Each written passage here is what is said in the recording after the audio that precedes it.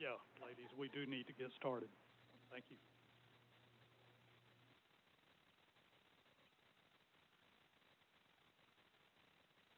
It is Tuesday, June 24th, 5:46 p.m.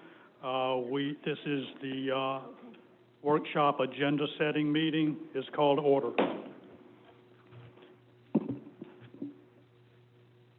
City Clerk, will you call the roll? Mayor Hendricks, Here. Vice Mayor Andrews, Here. Commissioner Price, here, Commissioner Hodges, Here. Commissioner Douther. Let the record show that Commissioner Douther is absent. He called in, Madam Clerk, and he had a family emergency, so he won't be available tonight. This is the agenda setting meeting. We have 3 items on the agenda setting meeting. City Manager, would you read those items, please? Sure.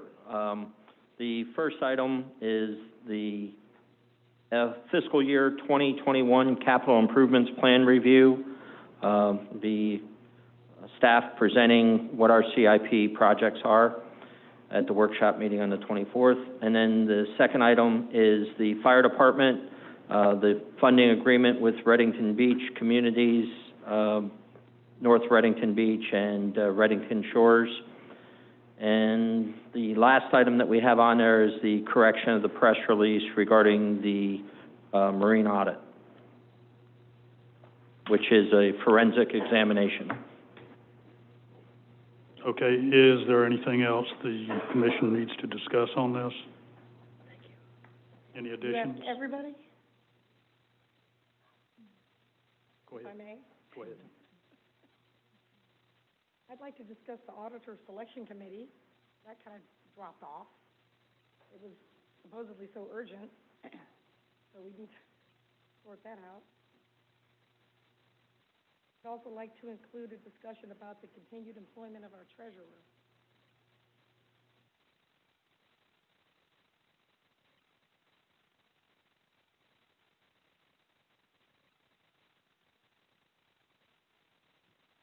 Okay.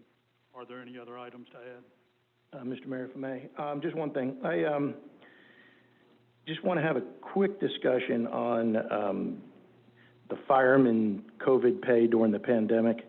I got approached by their union rep, and they actually presented me a Florida statute saying they could actually do that legally. But it appears that we didn't pay our frontline firemen time and a half while we were paying our in-house workers locked away from the public time and a half. And, you know, obviously they're a little unsettled about it, and I would just like to discuss it and see where we're at, and maybe the city manager has something to add to it, but we can certainly do that during the workshop. Okay. Is there anything else?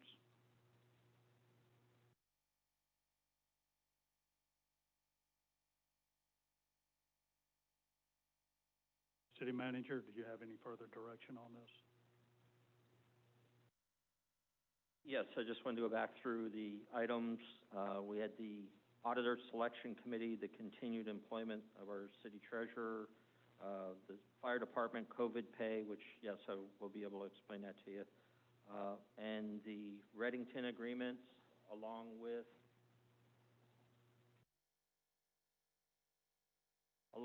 the capital improvement plan review for fiscal year 2021 and the correction press release regarding the marine forensic investigation.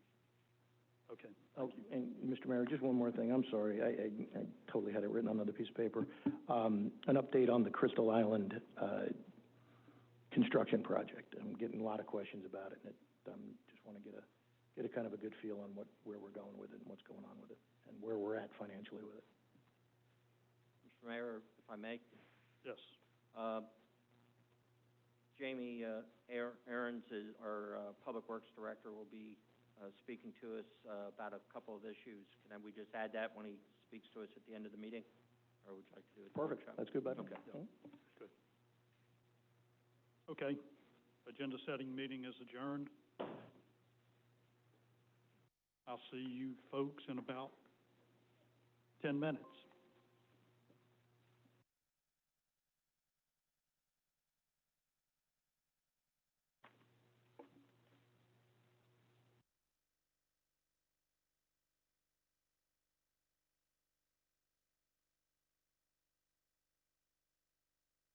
Wednesday, June the 10th, BOC regular meeting, 6 o'clock p.m.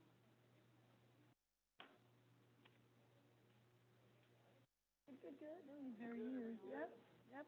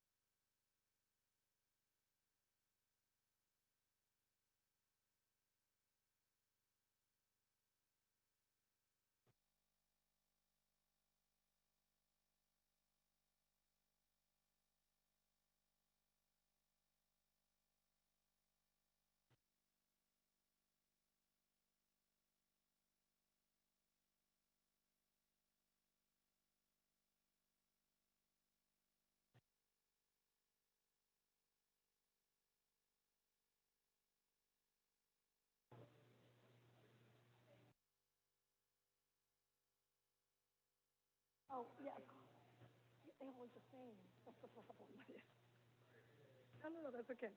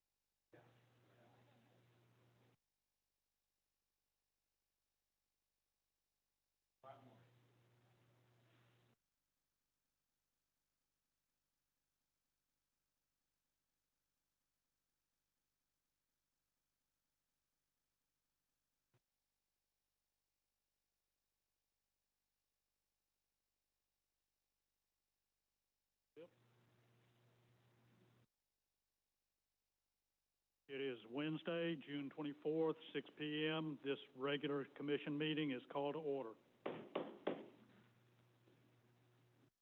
City Clerk, will you call the roll? Mayor Hendricks, Here. Vice Mayor Andrews, Here. Commissioner Price, Here. Commissioner Hodges, Here.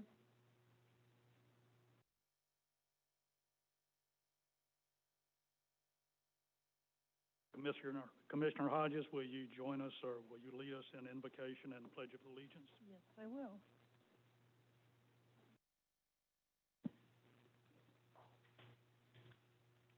We are thankful for this day that you have given us, for it is a blessing, the opportunities we have and the challenges we face.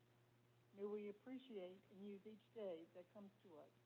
We pray for strength and guidance for each day as it comes. For each day, its duties, and for each day, the replaces. May we be a challenge to give our best always, and may we always be assured that we have your presence with us. Amen.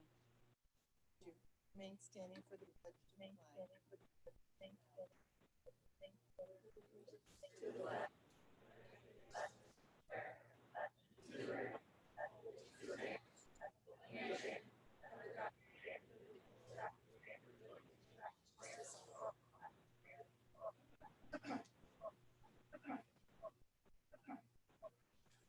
First, I'd like to say welcome back. It's good to see you here. Yeah. We've been working on all those technical issues that I'm sure some of y'all have been trying to watch at home, and we're getting the bugs worked out, but it looks like we're on the road to recovery here. I hope so. First is approval of the agenda.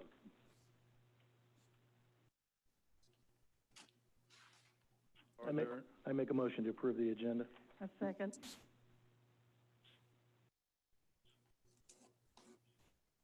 City Clerk, will you call the roll? Vice Mayor Andrews, Yes. Commissioner Hodges, Yes. Commissioner Price, Yes. Mayor Hendricks, Yes. Mr. Mayor, there are no presentations tonight. No proclamations tonight. We do have 2 presentations. Okay. First presentation, Gulf Beaches Library.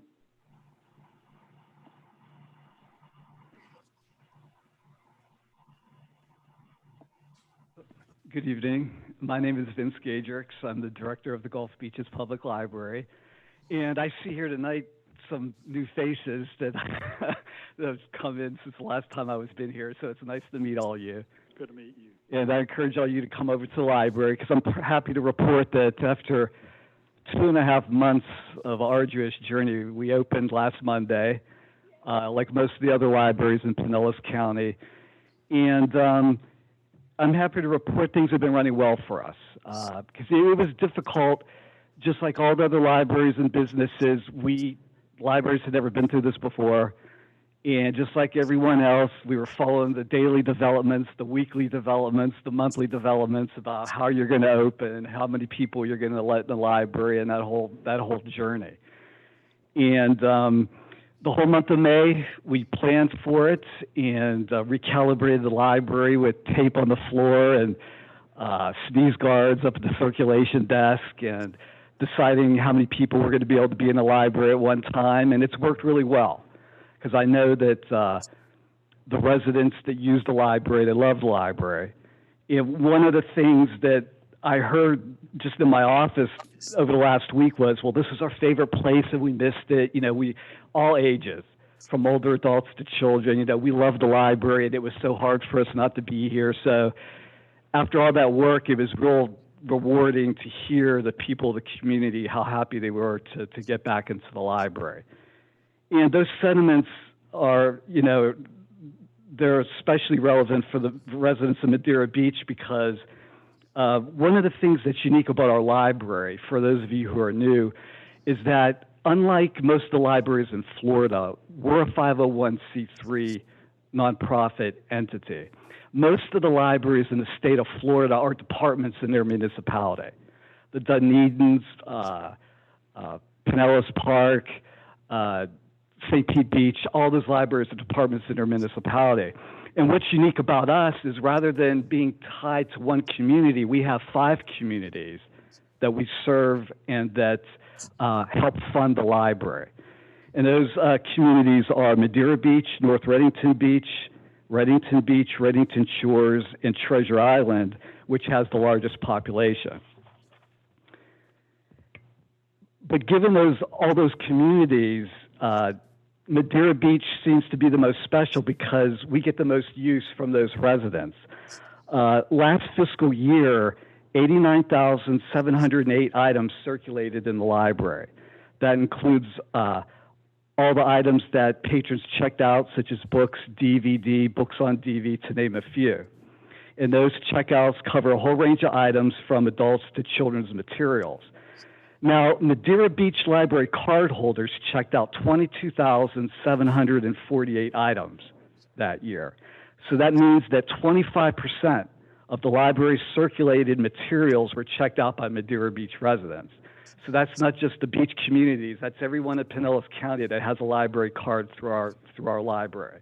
So 25% of that circulation was from residents of Madeira Beach. Now, as far as actual registered card holders, last fiscal year there were approximately 4,421 residents in Madeira Beach. Well, 3,605 of those residents are registered card holders. So that means upwards of 80% of the residents of Madeira Beach have a library card at our library. Last fiscal year, we had a total of 11,054 registered card holders, and the Madeira Beach residents with library cards make up 33% of those total card holders. So out of the whole county, they represent 33% of the people that are card holders at our library. So those numbers indicate that residents of Madeira Beach make up a significant proportion of the library user base, both in circulation and registered card holders. And that doesn't include the programs we have, which we have a hard time of monitoring who those folks are, what community they live in, and also all the electronic resources that we offer. So the reason I'm here tonight is that the library recently submitted its budget for the fiscal year 2020-2021.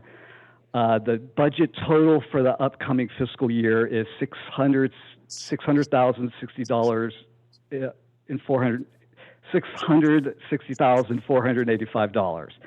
To fully fund the library's upcoming budget requires $348,493. This is just a 0.25% increase over what the library requested from the cities for the current fiscal year that we're in.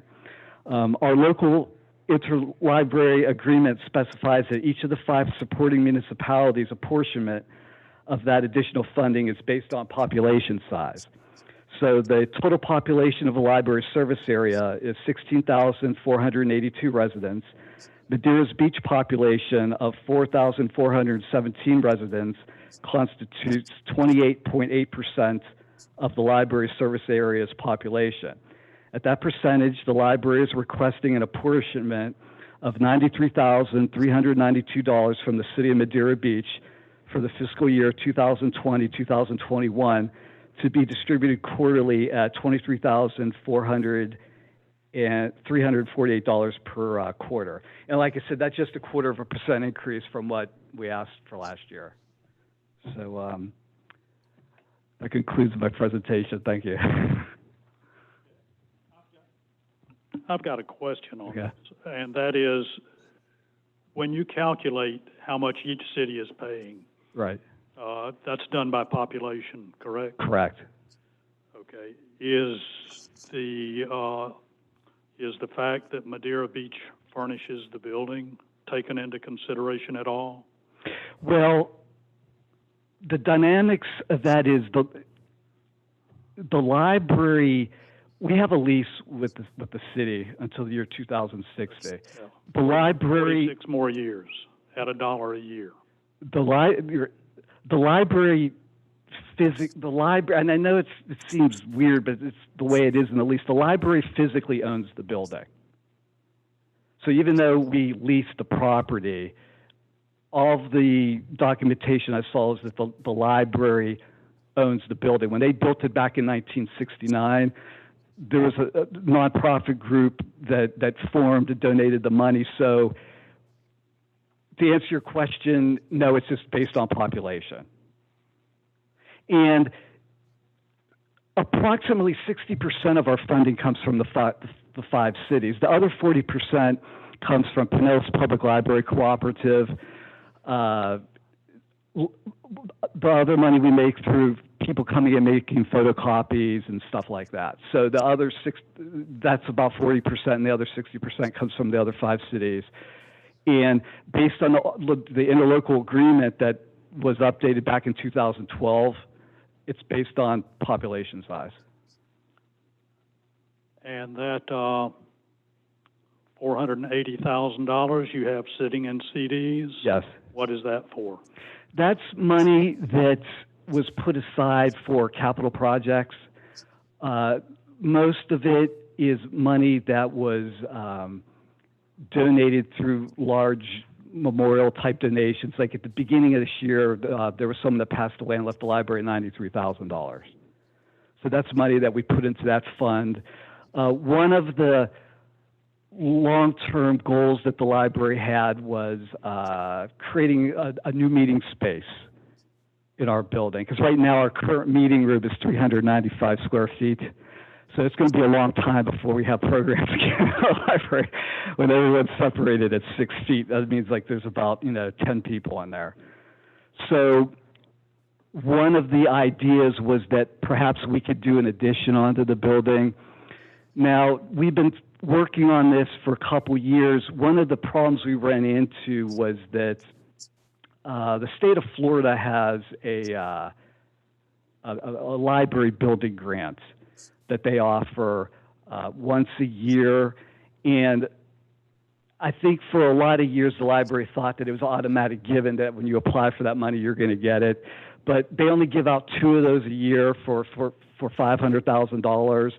And there's 34 libraries on that list. And I know 2 of the libraries of Pinellas County have been on it for several years. And when I consulted them about it, when they applied for it, they had the money to build their additions regardless. So they were like, well, we'll apply for the grant. If we don't get it, great, we'll just go on and proceed without it. But for this library, that wasn't an option. So a good part of that $480,000 or some part of it was going to go toward that addition. But we've had to kind of step back and say, see what we're going to do. If that money for the grant's not going to be available, what are our options? So that's why we've had this past year, we sent out bids for civil engineers to come and look at the building and see what the options are outside and how much it's going to cost. Because we were considering fundraising to do that, but now with the given conditions, I mean, fundraising is not going to be a viable option for 1 year, 2 years. People aren't going to be giving in the way they would have been, before this crisis. So in the meantime, though, there's plenty we need. Our building was built in 1969, and it's a beautiful building, and it's very functional, but there's a lot of things that need to be done in it. Just this past year, we put in a beautiful new carpet. So if you come in the library, we have new flooring in the front of the library, and everyone loves it. It looks really great. And that cost us about $60,000. And we need to renovate our bathrooms, and that's a lot of work and money, and we're looking into redoing all the windows in the library. So that money is what we're using to keep the building up going ahead. So, and you've got another $50,000 going into CDs this next year, according to your budget? Most of that money, our treasury handles that. Most of that money is in CDs, and as they expire, they roll back into. No, this is additional. Is that from the audit? That is cash flow audits. Cash flow September 30th, 19. That's the figure I'm pulling. You've got another $50,000 going in.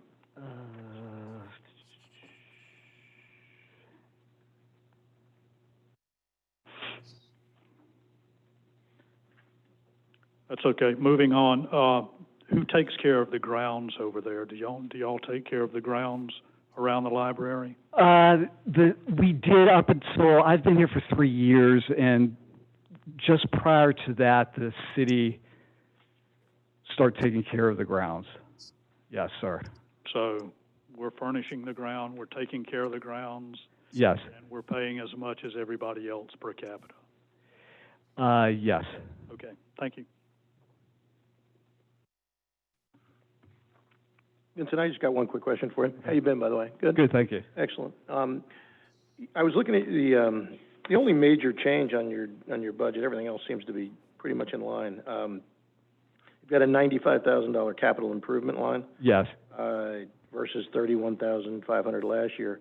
I know we only get a portion of that, and we get 50%, but, we're kind of being pretty fiscally responsible here and watching every dollar. Just out of curiosity, what capital projects do you guys have cooking this year? Well, when we move money from, because of course the more expenditures we have, the revenue has to increase the balance.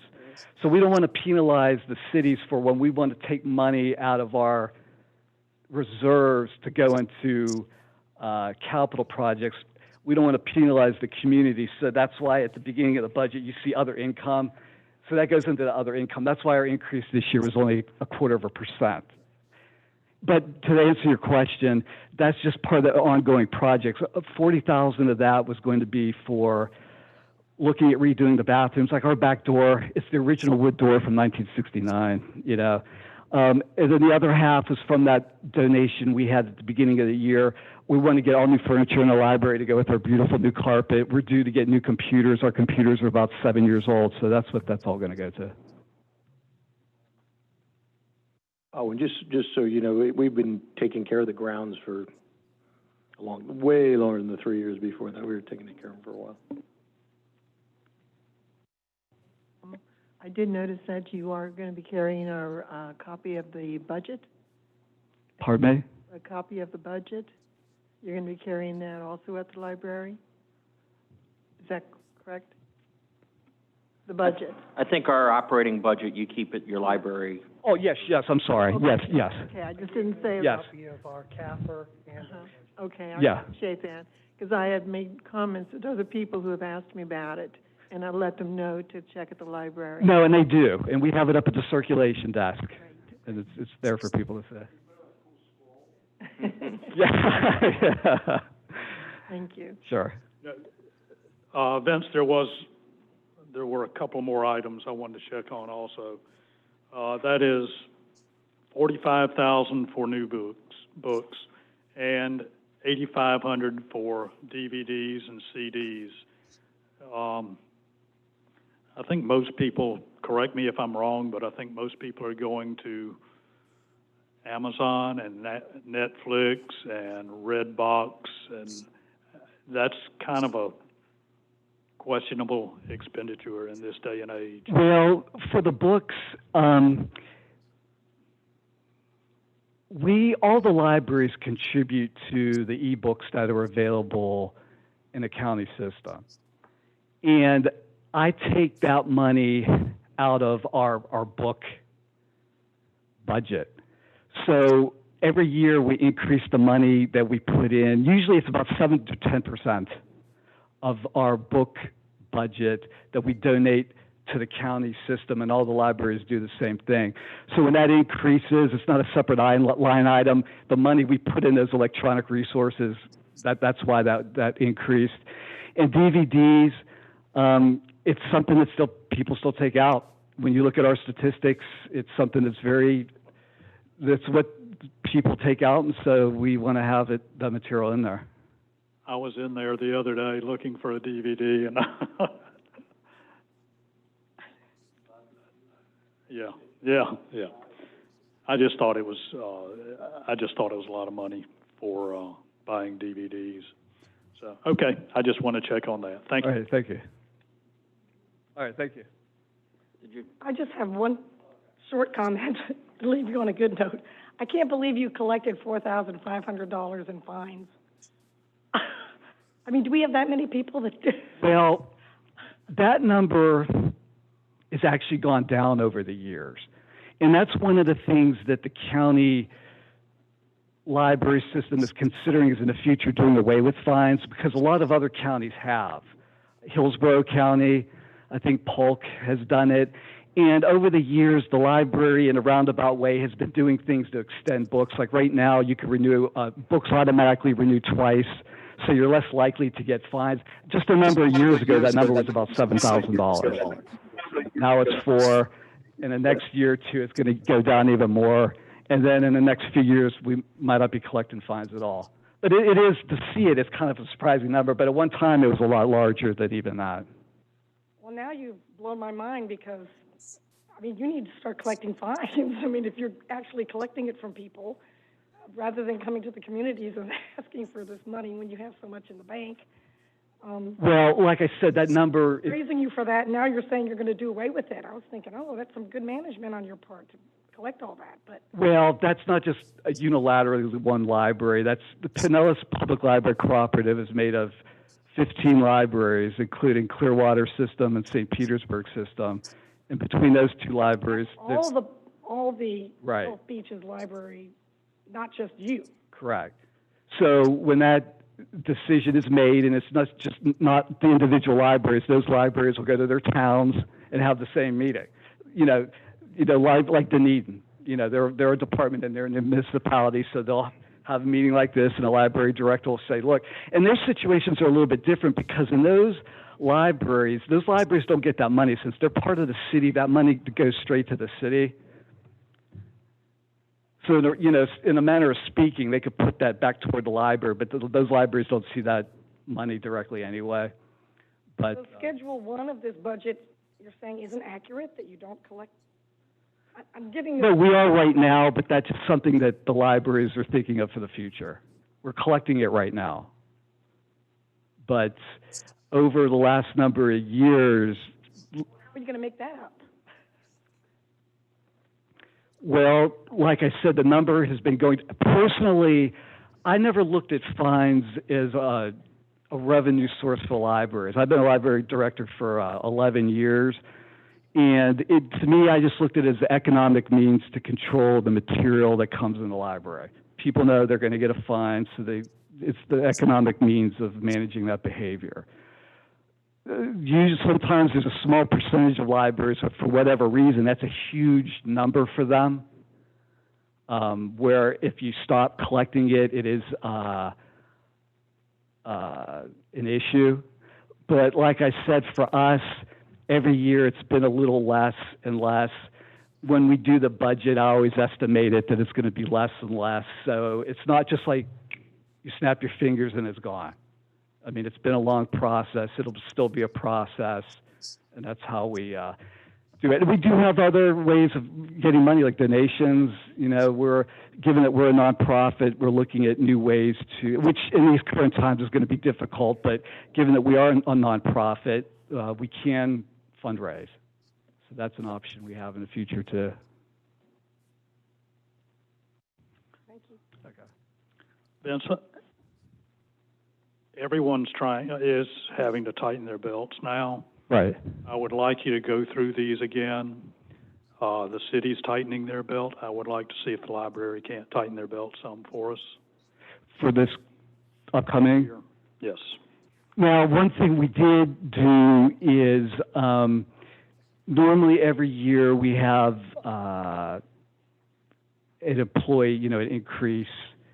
And I did put that in the budget. So for all the employees, we're not getting any increase for the next fiscal year. So that's one way we tightened it up. Well, and the rest of the commission may feel a little differently, but I'm just speaking for myself, of course, but I would like to see you come back with a lower figure to us because we've been hit hard also, and everybody has. There's a lot of people that have been out of work, and I know your revenue's probably down over the past couple of months, but we are all in this together, and I would like to see a little bit of relief for the city.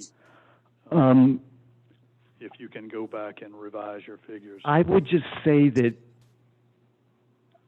like I said, from last year, this was just 0.25% increase.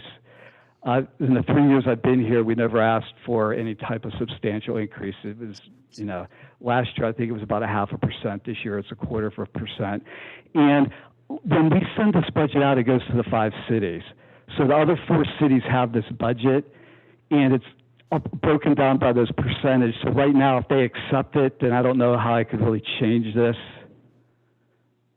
Because our board of directors is made up of either commissioners or residents of the communities, and they voted for this budget. And the city commissioners assign those people to our library. So I completely understand what you're saying and appreciate that, but I don't know at this time how that is going to be able to work. I'd like you to talk to them when you have $480,000 sitting in CDs and are planning on putting another $50,000 into CDs. I'd like you to revisit it. Thank you. Okay, thanks.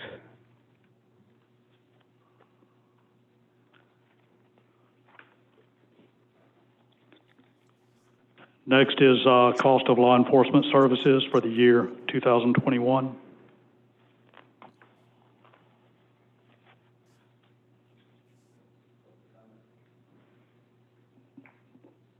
Oh, public comment.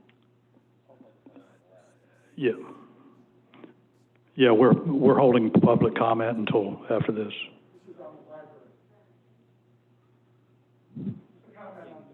Okay. We can do it. Thank you.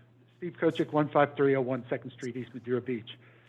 Formerly, I was on the board for the library and all, and that money that was donated by people who died made it specifically for the library. It's not for the city's money. And what that will do in the event is something major, like they're talking about windows or something. That's where the money's going to come from, so it doesn't come out of the budget. And the budget is very frugal. The library is very frugal. They try in a time that the libraries are dying because of the internet and all. The major thing of the library is the children's programs, that you get those little kids up there when they're tiny and you get them interested in reading, because that's going to be the success of our community. We got a lot of things we can look at nickel and dime. The library you're going to find is one of the best bargains we have here because it invests in the community. And because of the COVID-19, the library was not able to run anything to raise money. We have a beautiful field back here where we could do an event for the library. We used to do food for thought. And the restaurants would donate food, and we'd sell tickets, and we'd sell things and all. And it raised a lot of money for the library. It was good. And all 5 cities communicated with it and worked together to put it on. Madeira Beach, of course, is always the anchor. And I'm proud that we are. But, especially at these times, I can understand things are tight, money is tight, and all of that and all. But always know that the library is very frugal. They're librarians, They don't spend money, God, they'll tape books before they'll throw it away. They'll put Scotch tape on the pages, So this is mainly for the people out there, because I don't want to yell at you guys yet. It's the first day I'm here, the first day you're here. I want to keep everything nice and peaceful and all, that they don't say, oh, here he goes. All right, just thank you very much for listening. Oh, no, thanks for your input, Steve. Okay, now for law enforcement services.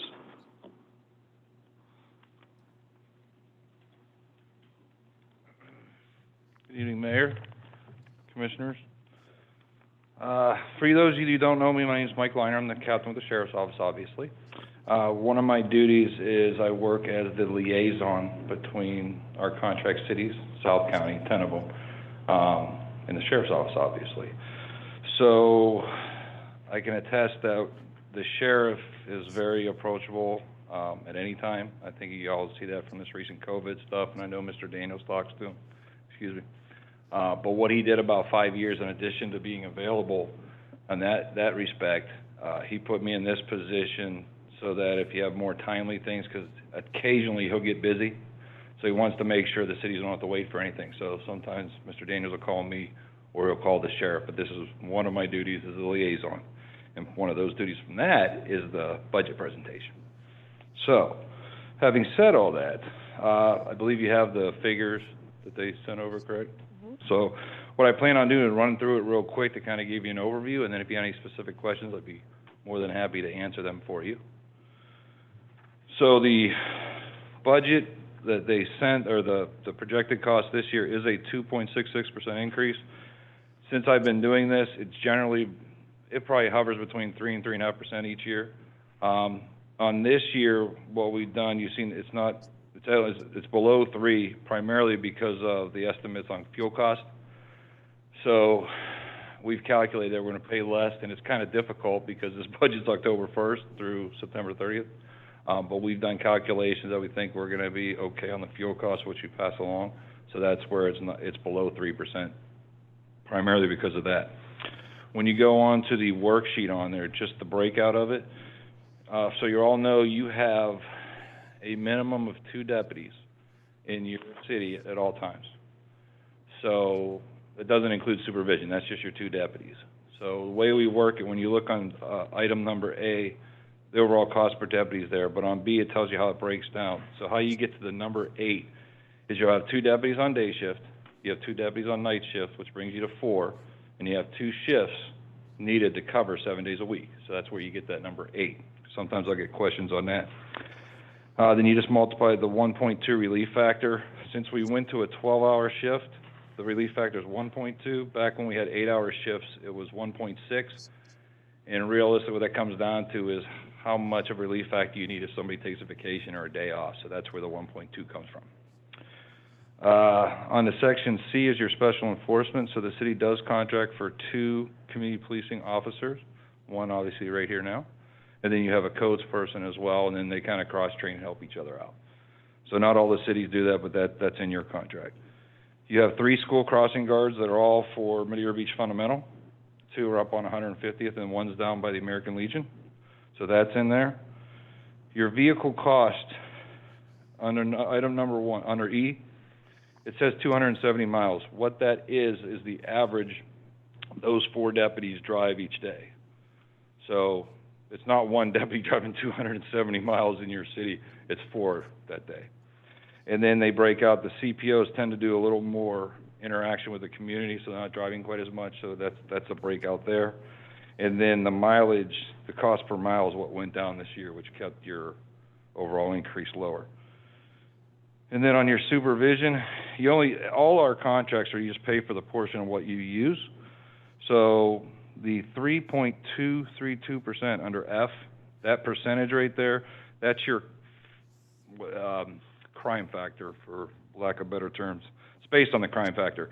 So we look at all the cities, and basically Madeira Beach accounts for 3.2% of our overall crime for the county, for our areas. So that's where that number comes from. That's how you get your supervision. And then you just tell you, so if you have 1 supervisor, the way the sheriff sets it up anywhere we're at, we always have a corporal and a sergeant. But the corporal's not always, we build squads, corporal, sergeant, deputies. So you could have both of them here, but we don't bill for both because the corporal may not be here. So you get billed for the sergeant. And then you move on down to the, I think it's a supervisor for the school crossing guards. That's another, everything we do is ratios. So you have 3 school crossing guards. Each crossing guard supervisor can handle 12 crossing guards. So your ratio is 3 divided by 12, so you're paying for supervision of those 3, not that you're paying for a whole supervisor. So that answers that. Then on G is your equipment. G is all the equipment we have other than the car. The car's broken out separately so we can handle those fuel increases or decreases and pass those along. Everything else we have, all our other equipment, it's another ratio. So you have those 10 positions, the 8 I talked about plus your 2 CPOs is 10 divided by all of our positions, gives you that ratio times the cost of that equipment. And H is very similar to that. That's just all the support, that's all basically the personnel costs that aren't the deputies. So that's just like you have your city here, we have your HR and your fiscal and all that. That's all of those costs. And then that's averaged by your ratio of, you only pay for 10 of the 1,322 positions. That's kind of it in a nutshell, but I can answer any questions you may have. Sergeant, my opinion, you guys are worth every dime of this. I get, at the store, I get interaction with all of your deputies on a regular basis, and they do a wonderful job. The one thing I would like to ask the board, I don't know if you guys are still doing this. There was a commissioner on the prior board that wanted you guys to provide us weekly or monthly updates on everything that's going on in the city. I think it's a little overkill. I'd rather you guys do your job. And while I find it amusing when somebody runs out on a $3.61 draft beer at the Mad Pub, I don't really need to know about that. So if you guys agree, I think we just let these guys, you can report, anything big, obviously, I'd like you to tell us, but I think we can get rid of the minutia for a while. I think if that's okay with you. That was actually me when I was here the one time talking about. Correct. And I go down to I prepare for any question, so I get really granular. I know. Realistically, the way it works in the relationship of Mr. Daniels, if something big happens, the deputies let me know, and then I'll let him know to let y'all know. So you should be getting all the big stuff, and with 10 cities, I'll get the 2 o'clock in the morning calls. I typically won't call the city managers and stuff unless it's real bad, but they will have something, so when they wake up, they get it before y'all start calling. So the big stuff, we do that as well. Thank you, though. You guys do a great job. Thank you. Thank you. Thank you. I've got a comment. I noticed in the agreement that it says, the community policing deputy code enforcement will investigate and take enforcement actions for violations of the city's code of ordinances. This year, I called and had a complaint about a sign ordinance and was told that the sheriffs won't look into that. They've been told not to because it was a political sign that I had an issue with. I said, we have an ordinance that says ABC, and it's being violated, and I want it looked at, and they flat refused. I'd have to get the particulars. The only thing I remember during the election stuff was that it wasn't, when I heard it was it wasn't in violation of the ordinance per se. But if there's something we missed or something, we'd be more than happy to look into it and make sure we don't miss it. Who do I call? Because I talked to the If anybody lets... I talked to the manager who said, oh yeah, we're not doing that, that's political. I then called downtown and said, hey, does this sound right to you? This is what's happening to me in my town. And she says, oh yeah, if it's a political sign, we're not gonna look into it. If they're in violation... Just short of calling Bob. If it's in violation, regardless of what it is, we'll take care of it. I think my recollection of that was that it was on private property, which, and like I said, I don't do code all the time, but all the I believe signs, that was what it was, and that it was on private property, so it wasn't in violation. But you're talking, this is a while ago, so I'd have to really... a specific code. It doesn't matter if it's on private property or public property. It's a code, and it says this is a violation. I'd have to get the detail. Like I said, but if something like that, if Mr. Daniels gets me a specific, I'll be sure to follow up on it and stuff. I'm just trying to get... So I'm calling you next time? Yeah, if you're calling, call me. Because that's why I'm here to work all that stuff out. So realistically, you have something where the deputy comes out and they make the wrong call, and the supervisor comes... No, they refuse to look at it. Well, I'm saying, so they say we refuse to look at it.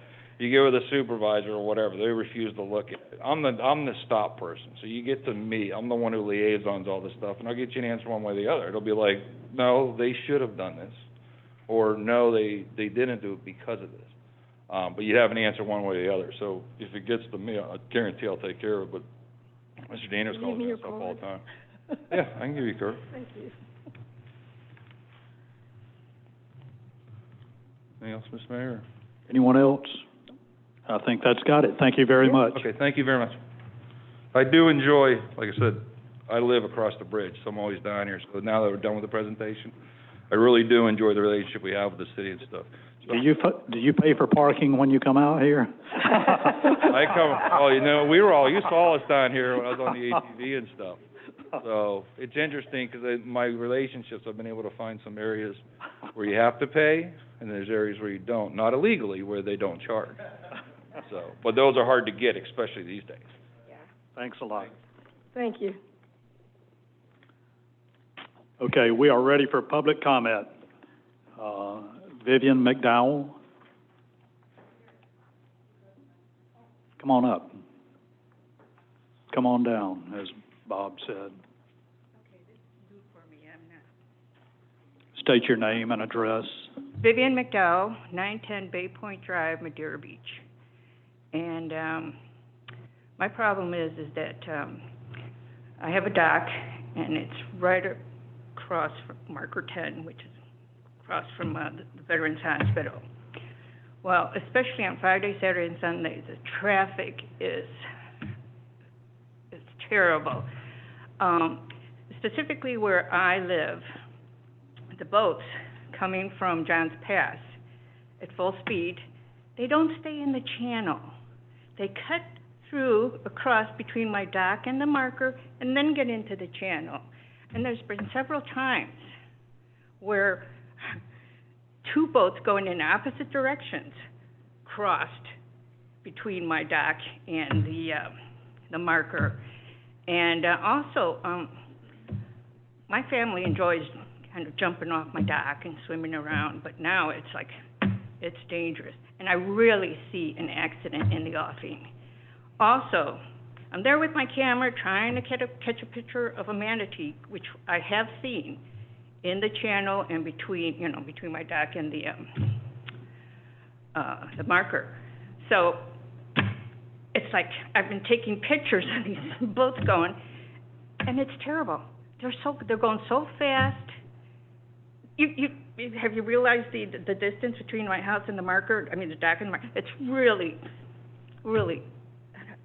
Do you know the distance between my dock and the Marker? No. Okay. Well, anyway, you can check that.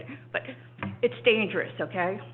And the wave action has done a lot of damage to my seawall. And I want to know, is it slow? I mean, no wake between my dock and the channel? That's what someone told me in the office there. No, it's not. Well, it's dangerous. Have you seen? Are you guys Yes. boaters? Have you We're done actually- that where you crossed? You know, we're not supposed to answer questions. This is strictly for comments. I'm sorry. That's okay, but But- we do want you to know that the city is working on this. When you say working on it, can you tell me? There are, I mean, can something be done? That's what I want to know. actually, it's coming up tonight, later on, Okay. on an ordinance we're working on. Okay. If it were up to me, Madeira Beach would be a manatee, no wake zone, the entire city. I'm a boater. I know a lot of people that are in this room are boaters. Honestly, that's why I didn't buy out on the Intercoastal, because I knew I'd have to deal with that. And that's not a good answer, but. But you have noticed that they take the shortcut between. Yes, they do. Yeah, they don't stay in the channel. Okay, well, that's it. And I just want to let you know that it's an accident to happen. Okay, thank you, Vivian. Thank you.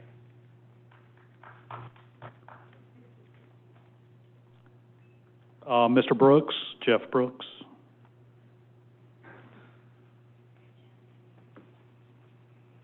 Jeff Brooks, 425 150th Avenue, 2205. And during the last meeting or agenda that you had, there was a lot of discussion, and it's hard to tell exactly what's happening when you're listening in from the TV. But there were just several things that really hit me as just needing some attention. And so when I listened to the commission speak against the audit or discussing issuing an apology, I heard comment about revenue. Revenue without profit is what? And isn't it that the revenue without the profit is what caused this audit to happen? I went back to review the items that stood out to me in the audit and just wanted to reflect a little bit about the things that really stood out as items that just really looked awful. 5 non-paying customers at the marina during the audit. But the management states that they walk the area every day to ensure this doesn't happen. Marina management could not confirm how many wet slips had been that were available at that time. He's been there 16 years. I'm sure each one of you knows how many slips that you have at your own place. A management of a company would know what is going on down there. disregard for the city purchasing policies and procedures, lack of training was cited for the reason for this. Without reflecting on dollars, those three items should make any taxpayer in this town very concerned. The amount of concern that the report discusses, exposes, and creates the manager's resignation. He didn't ask for retraining. He didn't ask to get help. He chose to leave. I certainly understand how some part of this audit could be seen as overinflating. And I'm not going to stand here and tell you that I think it's a great report, because I don't have expertise as an accountant. I'm just not that person. But I am here to say that the town appears to be divided again. And from where I sit, that is really disturbing, and it's not fun to listen to or hear. There needs to be more of a middle ground here. This report has a lot of smoke, and inside of all that smoke are fires that make taxpayers ill with money lost or not brought in as the revenue that could have been from the profit for this town. Lastly, wait a minute, one more time. This is a city, not a business where the owner gets to give discounts or privileges. We have policies, we have procedures, we have set rates. If all of you want to sit here and make a policy or procedure that allows the marina manager to have latitude with pricing for customers, we need to establish that policy. Thank you.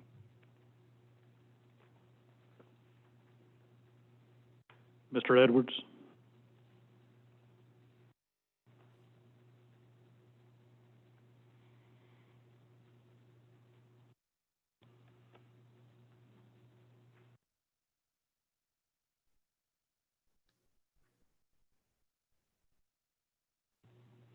Good evening, Mayor, Commissioners.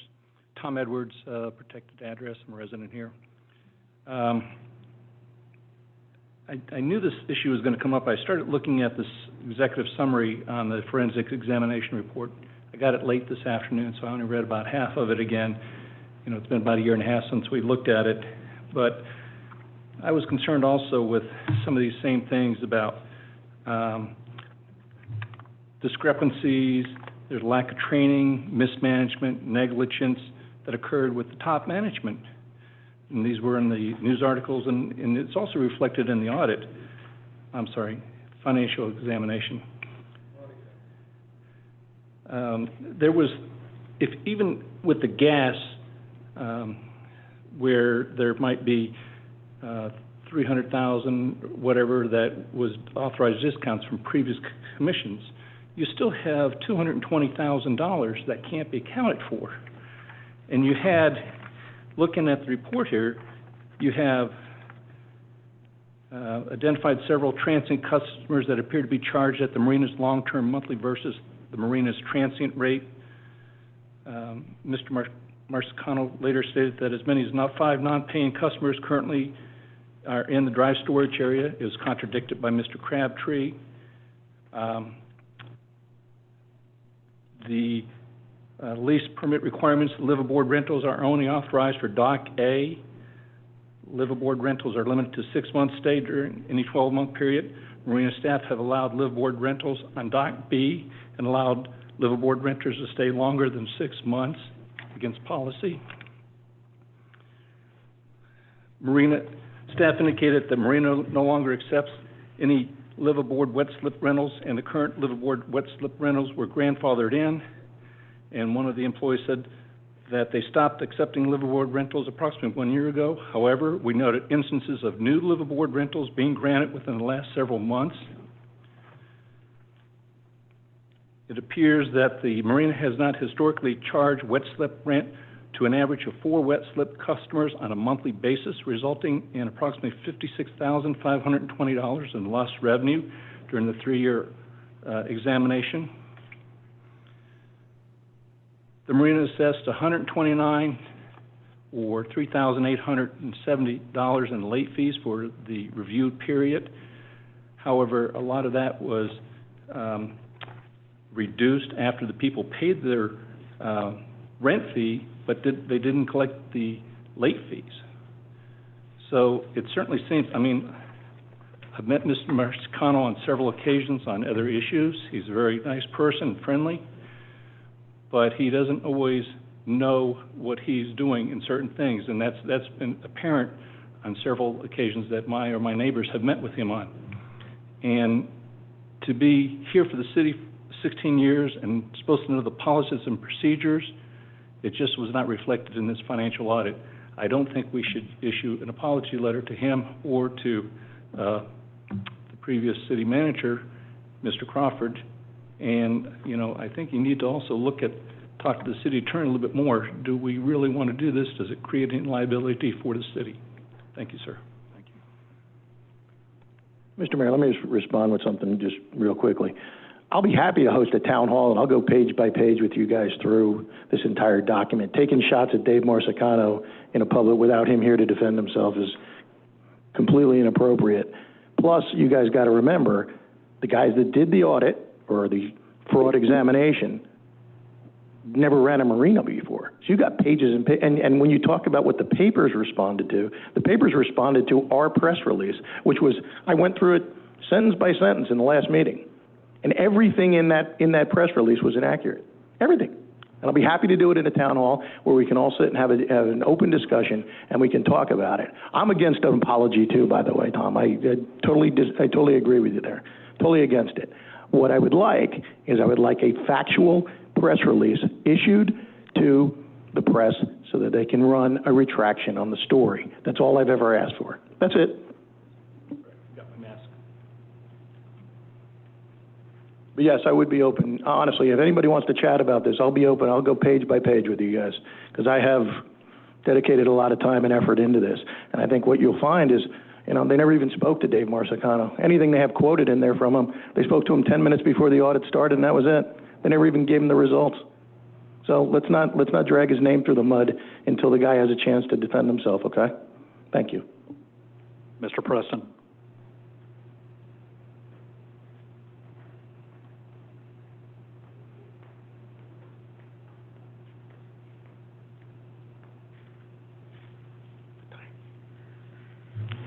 Robert Preston, 425 South Bayshore Drive, Madeira Beach. Hey, it's been a long time. Different faces. So I just have a couple things. You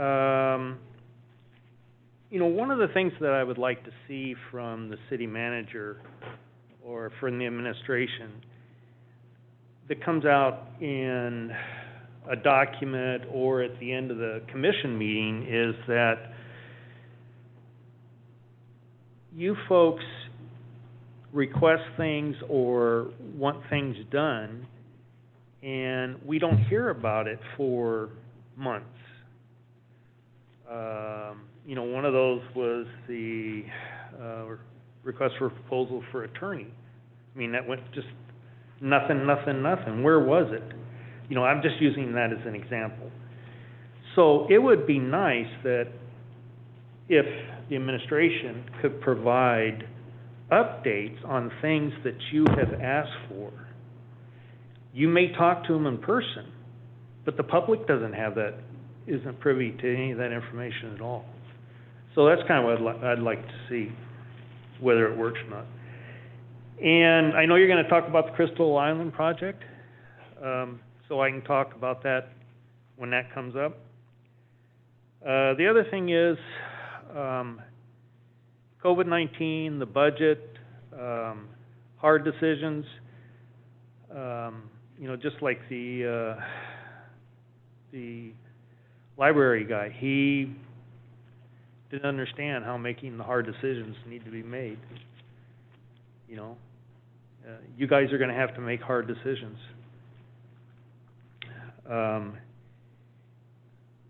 Might not be easy, but you're going to have to make hard decisions. And some of those hard decisions may be personnel. And if you have a department head that you feel you may not want to change or whatever because there's a budget or whatever the case may be, a good department head will have somebody that can step in and do his job. If he's a good manager, He could leave and you wouldn't know the difference of anything that's taken place if you have a good manager, because he has people that work for him that knows what's going on. The last thing I have is, you know, this is, a lot of people are going to be against this, but I was a police officer. And I would not have any problems wearing a body cam at all. And, you know, that's something that I think the cities could encourage our sheriff's department. It ends lawsuits and discussions. You know what happens when you have a body cam. Thank you. Bob, just before you go, excuse me. Okay, I just wanted to let you know that we had a meeting a couple months ago, and we did talk about different things here in the city that we've talked about before in the meetings, of things we wanted to do, and nothing ever occurred to it. Well, we sat and had this meeting, and a lot of things were put down on paper, and there was some objects that I had, and we're following through with them. So that was one meeting that we did have, and he did talk about it, and we are following through on it. So I want you to know, we're not going to forget you. Okay. We didn't forget you. But it's nice for the public to hear. Thank you very much for your You're welcome. Is there anyone else?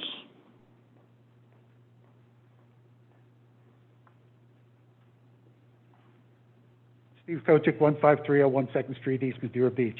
I apologize for not putting, I didn't know that we still had to put in names for the comments. I thought it was... That's okay, Steve. I just want to welcome the new people and the old people. It's good to have come in here and see faces that I have faith in, that are looking out for the best interests of the city, that don't have personal interest to worry about, that have vision and the ability to accomplish goals, that they aren't going to waste time. I'm sorry that my commissioner doesn't bother to come or talk on the phone. I don't know if he's on the phone to be able to talk later or not, but that's that's for his decision. But this was just a welcome to everyone, and you got a lot of work ahead of you, but you got a community that'll stand behind you and work with you. And don't be afraid to make the decisions. Go for it, because you've been around long enough to know what has to be done and how to do it. And now's the time. You got a little bit of time. Do it. We'll all be proud of you. Believe me. Thank you. Thank you, Steve.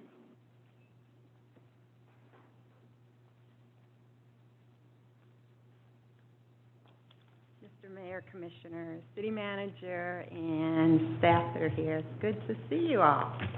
My name is Lori Hopkins. I've lived at 912 Bay Point Drive since 1995, and I'd like to comment also, as my neighbor did, on this slow wake zone.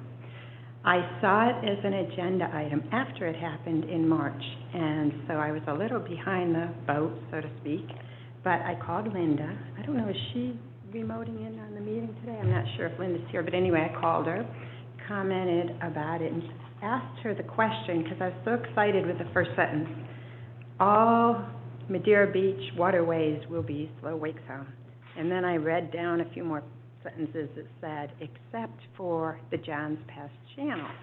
And I live right at Marker 7.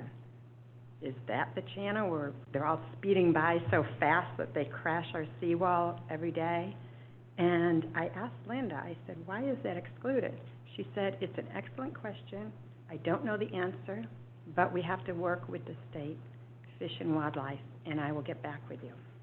So in a week, and I knew it was tight timing with the reading two coming up for this meeting, so I called back in a week or so and left another message to see if there was any more feedback.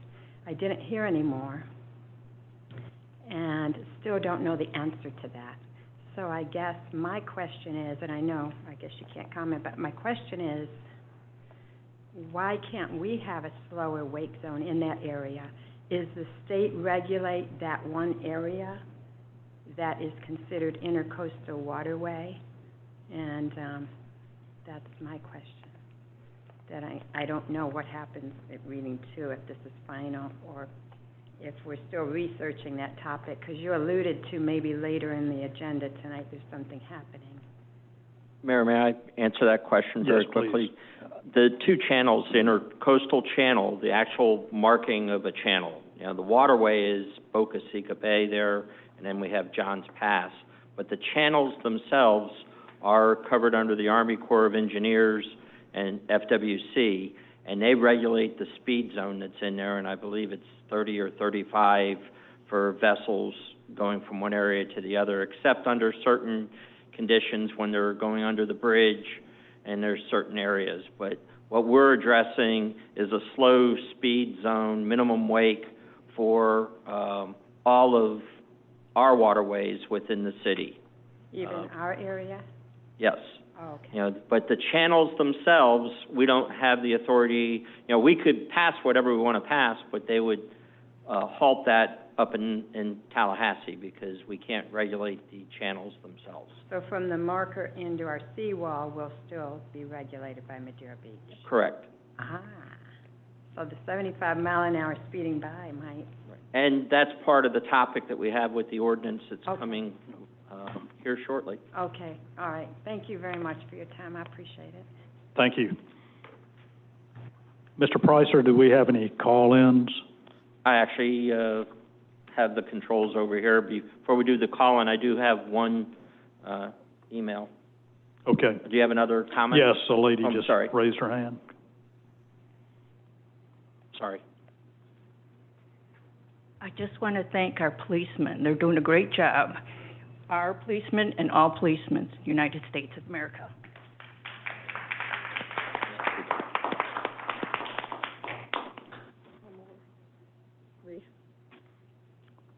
Reese. Yes, sir.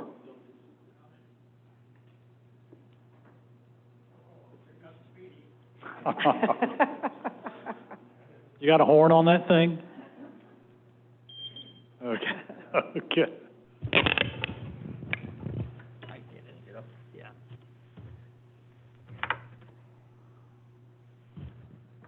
Reese Noren, 363 Medallion Boulevard, Madeira Beach.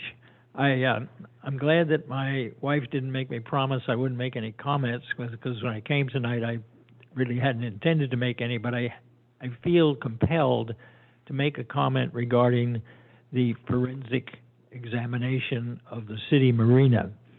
And my neighbors, I'm not trying to make divisions, and I am all for healing. But one of the problems with that process was we were told that it was an audit. And nowhere in that document is it referred to as an audit. An audit was not requested, an audit was not received. It was a forensic examination. And it states so right in the contract. So I invite anyone to read the documents, and if they find a place in there where it was referred to an audit, I will buy you dinner. Provided if you don't find one, you buy me dinner. Thank you. Thank you.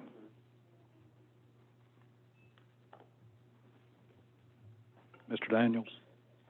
Yes, Mr. Mayor. We did offer individuals the opportunity to email comments if they would like, as we were doing during our technical stages or lack of technology being used. And this message or this comment is from William Gay. It's in reference to item 7E, ordinance 2020-09, charter amendment to Charter Section 34B, manner of holding elections. The proposed amendment is badly flawed. The proposed charter amendment changes the setting of an election to be done by resolution rather than ordinance. This was suggested because of an apparent conflict with the municipal recall statute. An ordinance must be adopted at 2 BOC meetings, and public comment is permitted. The setting of an election via resolution eliminates 2 BOC approvals and the public notice requirement for an ordinance. Adoption by resolution deprives the public of its right of notice and right to comment on the setting of the election. A simpler way to address the conflict is to change the language as follows. In the event of a municipal recall election or other statutory conflict, if an election cannot be set in time designated by this charter, the commission may set the election via resolution. And I don't believe we have any comments under Zoom, at least nobody has raised their hand, so. Okay.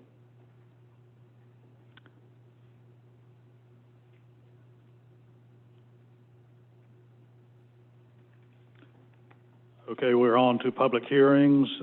Item A, City Clerk, will you read the ordinance, please? Ordinance number 2019-16, an ordinance of the City of Madeira Beach, Florida, amending City of Madeira Beach Code of Ordinances, Article 8, Special Magistrate, to correct grammar and provide more inclusive language throughout. Section 2-501 and 2-503E, to specify limits on the authority of the special magistrate as relates to licensed and certified decisions. Section 2-503C, to expand the radius of notification. Section 2-503D1, to establish cost recovery fee for applicants' failure to attend. Section 2-503G, transferring clerical and administrative support from the Board of Commissioners to the City Manager in keeping with professional standards and practice and stating performance standards for the Special Magistrate. Section 2-506C, specifying the application of the Land Development Code and removing the duplicated quasi-judicial review of the local planning agency. Section 2-507B, strengthening the standard for review of vacancies to ensure full compliance with local standards, providing for conflict, providing for severability, and providing for an immediate effective date. Director Portell. Thank you, Mr. Mayor, Commissioners, good evening. Some of this is, or most of it's cleanup, and we've talked about it multiple times, because as I think I may have mentioned, this is, I believe, its anniversary. We did the first reading last June, and it's been sent back repeatedly for little additional hearings on certain items. Some of those, or one of them in particular, there was a request for the commission to, or the Planning Commission to come back and give their recommendations again regarding the elimination of the duplicative hearing. Over the years, you had gone from a Board of Adjustment to a magistrate.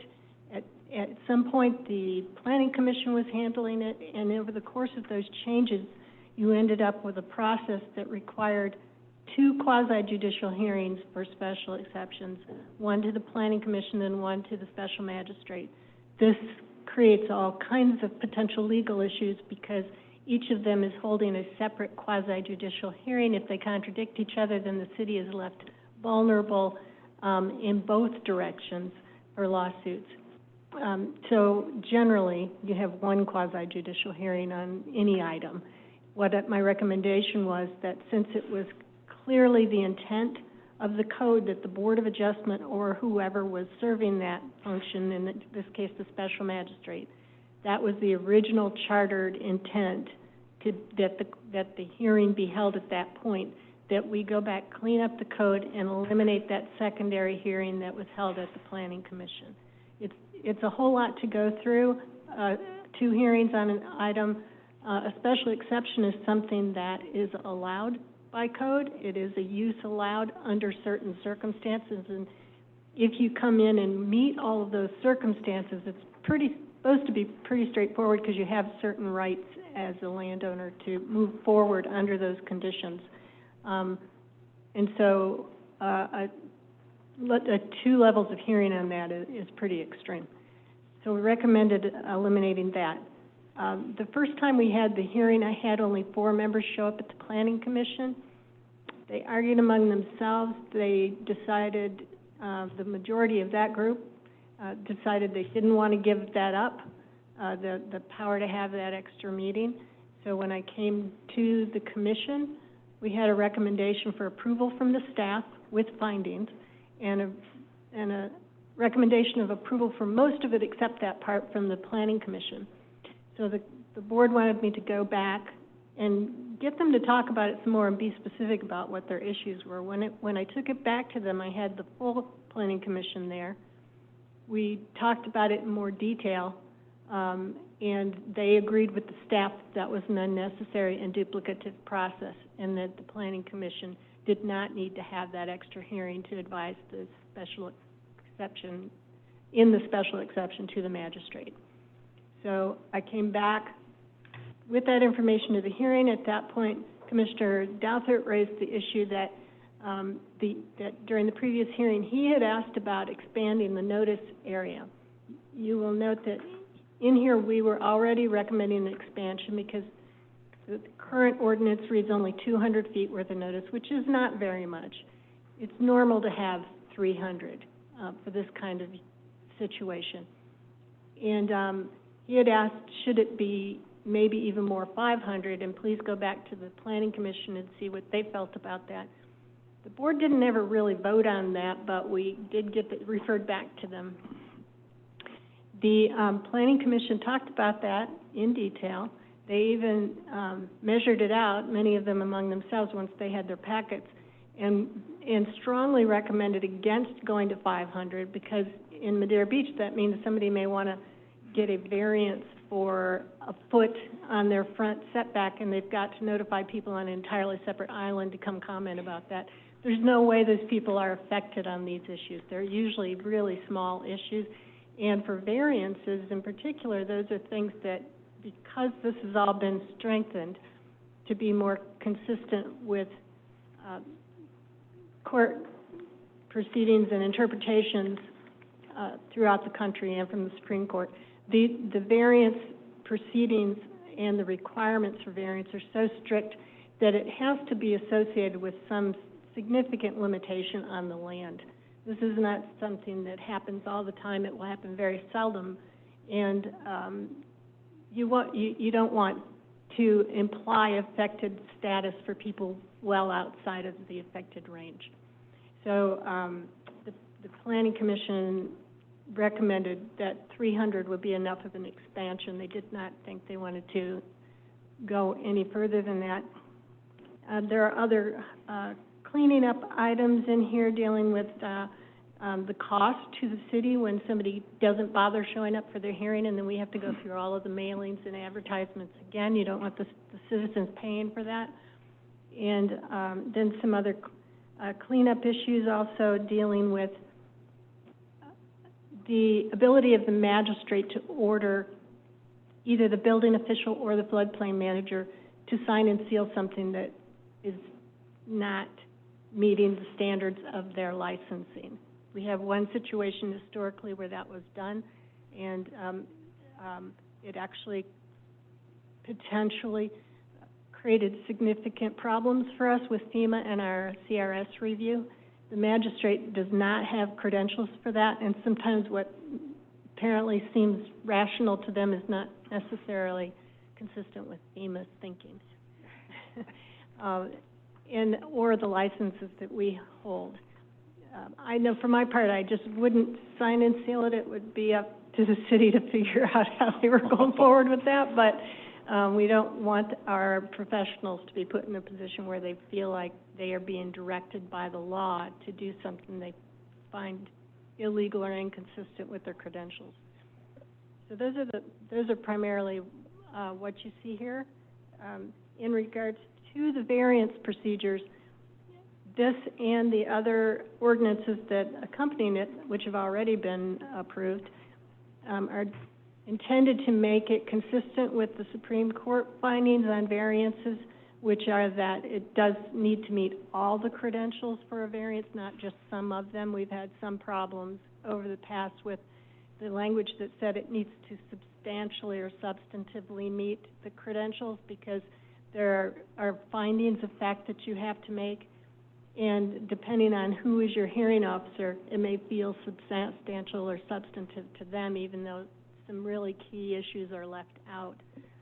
That, again, puts us in a precarious position in defending that legally if we get challenged in court. So this will make it more difficult to get a variance, but if we give variances, they're going to be in keeping with court standards, so we're sure that we'll be able to hold our positions and protect the city. Excellent work, Linda. You know, we've been kicking this around, you're right, it's gotta be a year now, right? Just Yes, it's about. a year. Okay. I'll make a motion. I'll make a motion to pass ordinance 2019-16. I'll second the motion with the change that on page 49 of the packet, that it says 300 instead of 500. Right, what we're hoping to go to 300 and not Right. to go to 500. But you got 200 Oh, marked did it? through, and Did there's it went to still 500? 500. Yes, all right.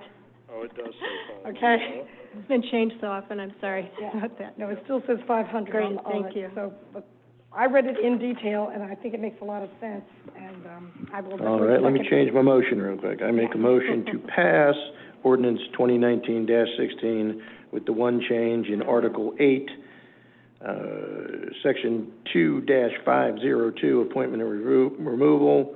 I'm sorry, Section 2-503, conduct a hearing.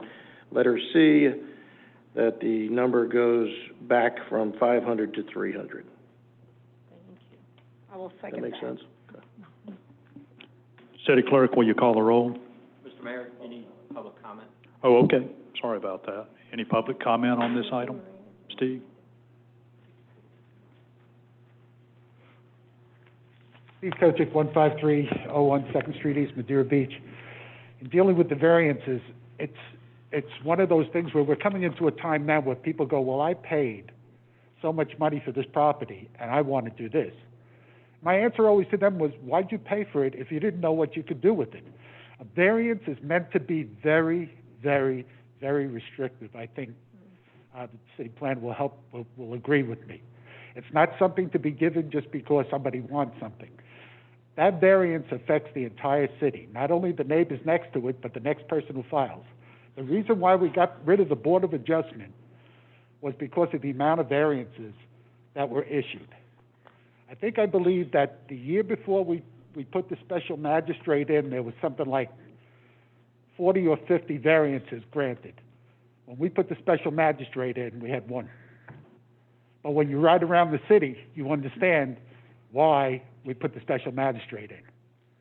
It has a purpose, and it's a purpose that protects every property owner, whether the person who bought the property, buyer beware. But for the rest of the people, it's to keep the neighborhoods the way they're supposed to be, and to try to keep some semblance of order within it where it doesn't start to look like a shanty town or something that's ridiculous. Thank you very much. Thank you. Anyone else? City Clerk, will you call the roll? Vice Mayor Andrews? Yes. Commissioner Price? Yes. Commissioner Hodges? Yes. Mayor Hendricks? Yes.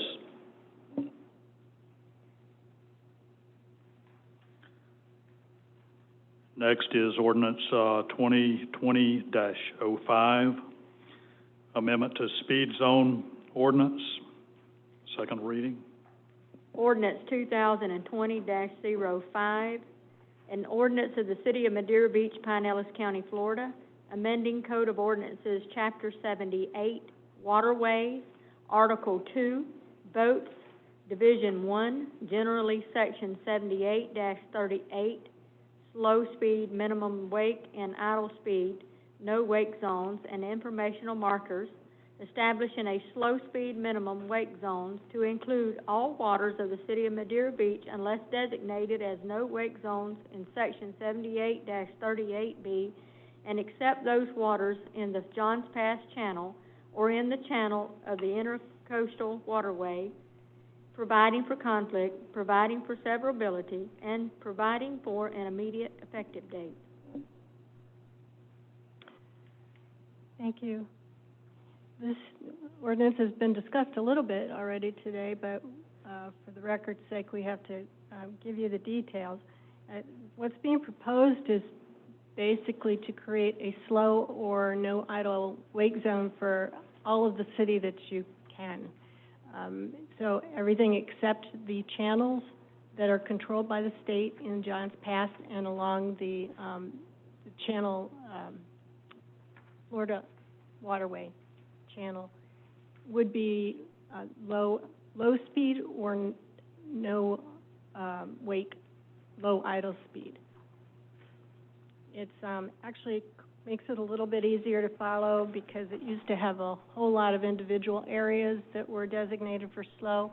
And even if you've got markers up everywhere, that's harder for boats to pay attention to. But in this case, it'll make it clear that the whole city is being protected.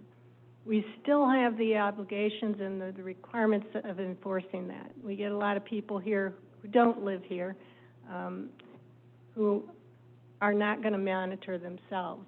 And it is difficult. I know people get wakes splashing up on their seawalls and their docks all the time here. We still have that to enforce. We count on the sheriff's department for that. And now that they've got a clearer map of what they're enforcing, it'll be easier for them.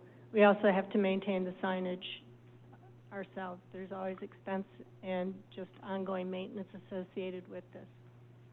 But hopefully this will bring the speeds down generally. Years ago, the city offered no wake signs for the residents at whatever the cost was to the city. So you could actually come to City Hall and buy no wake signs.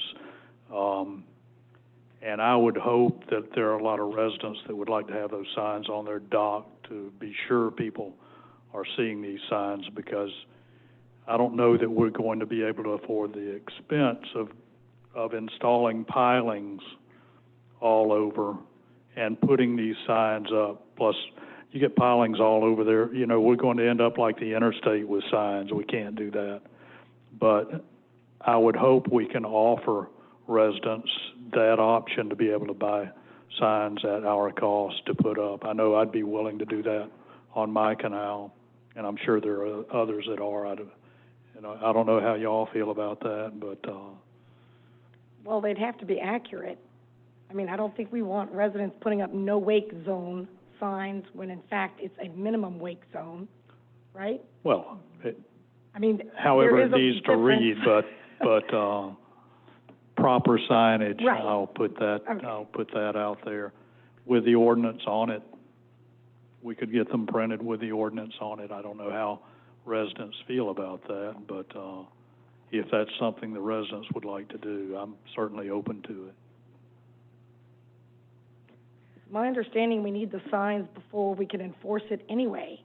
So, I guess we're going to have to drive a couple of pilings in some of these points where people really have, like, maybe right in the middle between your dock and that piling, something. Mr. Mayor, if I may, we're keeping social distancing, sure. so that's why we're doing different mics. But this is where we now will go to the state, and we'll take the ordinance that we've had public hearings on 2 occasions for, and there'll be public comment, obviously, after you get ready to call for that. But the state still has to approve this through FWC, and that's some of that work that I was doing behind the scenes and trying to work with them to see what we could do. There's also a publication that Pinellas County puts out that has all the manatee zone areas, and so this will be part of that publication when they renew it as well. And a lot of the marinas and all will be, they sell the maps for the area when people come down, so they know where it's legal and where it's not legal, and so we'll be included on those maps once we get that FWC approval, and then then we have to work with the signage, and I'm sure there's some ways that we can raise some money to get some decent signs put up. Thank you. Okay, the floor is open for public comment.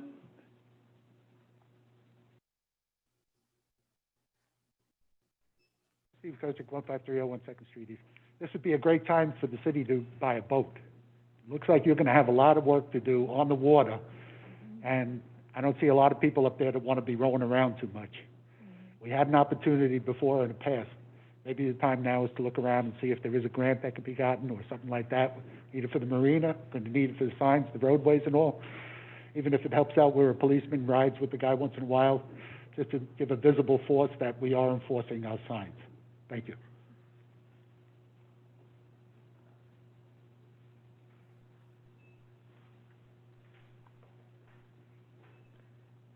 Ray Kerr, 583 Johns Pass Avenue. Resident since, for 2.5 years, but we've owned since 2010. Shortly after moving down, within that first 6 months, I was introduced to the board at my first time here for this very matter. I met with the deputy, sergeant of the Marine Unit, representative for the county, the state senator, of course the board, and the one comment I got was this: the board's never going to vote for a single voter issue. But in my personal journey and my wife, we've met many, many neighbors, 2 more tonight, that have had this same issue. It's a safety issue. It's not just about the wake, it's about the speed of the boats near our docks. We enjoy the water, our neighbors enjoy the water with kayaks, with paddle boards, swimming, and it's a fatality waiting to happen if this is not approved. I applaud the board, previous board, the city manager, the previous city manager, but especially Bob Daniels for seeing this through. There's been a lot of work behind the scenes, and I urge the board to approve this unanimously, to send a message, and I would be happy to buy a sign, put it out on my dock. When we had our dock built in 2011, before even living here, knowing of the concern, we had an extra piling installed, put out about 6 feet from our lift. If you know where we are, you'll see it. It's not connected to anything. It's strictly to keep the boats a little bit further off away from our docks. I'd love to put a sign there, and I'll also put a video sign. Not that I have that capability yet, but we will get this police. The sergeant of the Marine Unit was one to say, we can't enforce anything because there is no ordinance, there is no law against what they're doing. It's approved. This is a huge measure so that it can be enforced. Thank you very much. Thank you, sir. Bob?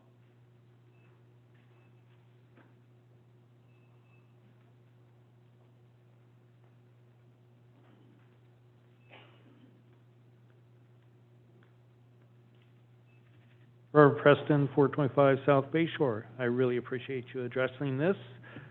I've contacted all of you, and this is the beginning of a process to start working on some of our manatee zones within the city, which we still need to do. And I sent you all a picture of the 2.5-foot pup that's got a propeller slice across its back already. So that's pretty disheartening. If you remember, about 4 years ago, we had a drunk fisherman that stole a fishing boat and knocked down docks around the corner from your place on Johns Pass area. He went down all the way to where West Wind Tackle is, turned around there, knocked down pilings there. He knocked down the slow speed sign that before you come into the canal where I'm at, and it's out there quite a ways. That's never been replaced. The city did provide me with a sign, and I put it on my piling, but they don't slow down until they get past the sign on just the slow speed. But it would be nice to get at least that piling replaced that's further out into that bay. It's been down for 4 years, and you couldn't get the fisherman to pay for it because he didn't have any money except to buy beer. So anyway, Anyway, again, thank you so much for addressing this. Thank you, Bob. Yes, ma'am.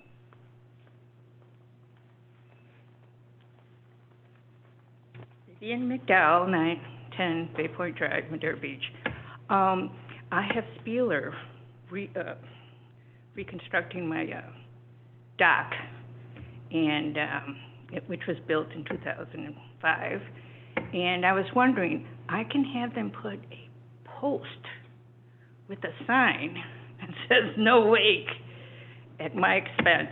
Just tell me where I could put it, and I'll pay for it. Okay, right? Well, it'll have to be close to my house. Okay. Okay.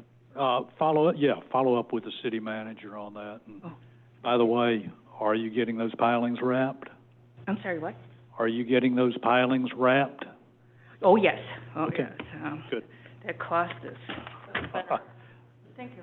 Thank you. Any other comments? I'd like to make an ordinance. Okay. Okay, I'd like to make an ordinance to pass ordinance, 2020-05 on second reading. I'll second.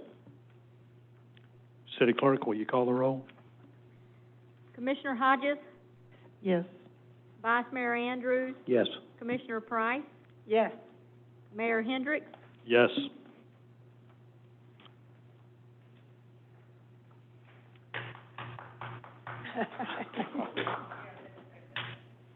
For all of us, me too. Next is item C, ordinance 2020-07. City Clerk, will you read the ordinance? Ordinance number 2020-07, an ordinance of the City of Madeira Beach, Florida, submitting to the electors of the City of Madeira Beach a proposed amendment to City Charter Section 3.3, nomination of Board of Commissioners, subparagraph A, filing, to provide that the qualifying period for candidates seeking the office of mayor or district commissioner be the first full 2 weeks in December, and by providing for an effective date.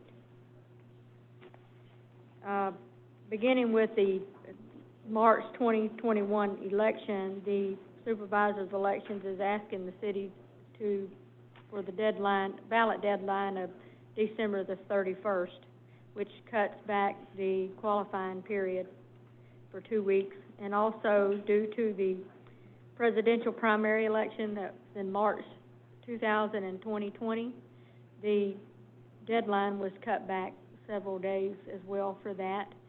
And that will, due to that election every 4 years, that will happen every 4 years. And because the City of Madeira Beach contracts with the supervisors of elections for them to provide the administrative portion of the election to help the city clerk,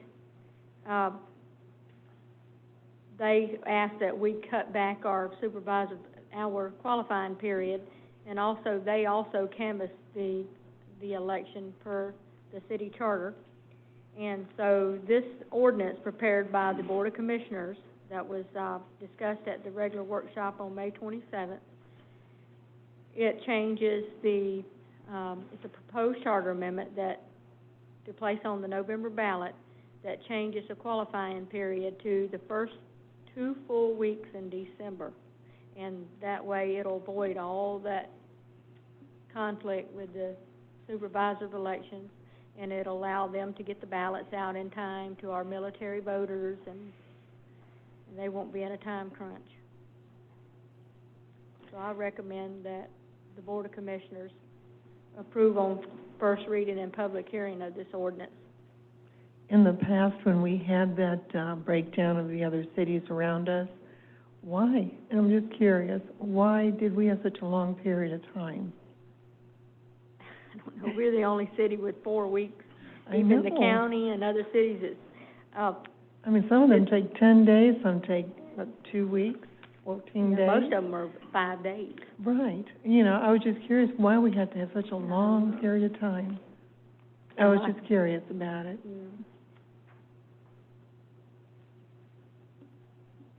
I make a motion to pass ordinance 2020-07. I'll second. City Clerk, will you call the roll? Excuse me, Public- Mr. Mayor. Public comment. Discussion. Sorry about Public that. hearing. Okay. I mean, comments. Public comment? We're not used to that. Okay, City Clerk, will you call the roll? Vice Mayor Andrews, Yes. Commissioner Hodges, Yes. Commissioner Price, Yes. Mayor Hendricks. Yes. Okay. The next one is ordinance number 2020-08, an ordinance of the City of Madeira Beach, Florida, submitting to the electors of the City of Madeira Beach a proposed amendment to City Charter Section 3.3, nomination of Board of Commissioners, subparagraph B, District Commissioners, to provide that any District Commissioner who desires to become a candidate for the office of mayor shall resign his or her office 1 week before the qualifying period and providing for an effective date. Because the qualifying period is changed, if you go by the date of when the district commissioner sitting would like to run for mayor and they would have to resign, it would be after the qualifying period starts, so that makes no sense. So, proposing the change in the qualifying period also is necessary to change the time of when the district commissioner would have to resign their seat to run for mayor. Clara, I have a quick question on that. Yes, So sir. what would happen if somebody resigned their position to run for mayor? So there'd be an open seat on the board, and at the time there would be then the current mayor and three other commissioners, I'm sorry. And then that person would be off the board. So what would happen? Do we fill that spot with, amongst a vote amongst the four? Or if that person loses the mayor race, do they get reinstalled as that commissioner again? That would be a good question for the city attorney, because I thought about that too myself. I was thinking about it this past week. Because it's not really clear if they resign as of the election day. Right. So, Because it seemed they'd be out then. Once you Yeah. resign, once you resign, so you'd be Right. out. But if you lost the election, you're out. since you won the election, do you get reinstated, or do we automatically fill that position amongst the four remaining? I'm just curious about something If from you what you resign said. to run and you lose the election, you are out. Yeah, you're out. done. You're Yeah. completely out, right? Right. Yeah, that's what I kind of figured. Then But there you are know, two City positions attorney is open. here. But like we said in the past, when someone leaves their seat like that, we only have 30 days to get someone in that seat. Correct. And of course, if we That's do like this, we did. do this in Oakland. December, and the election's not till March, chances are we probably have to fill the seat, from what I can understand.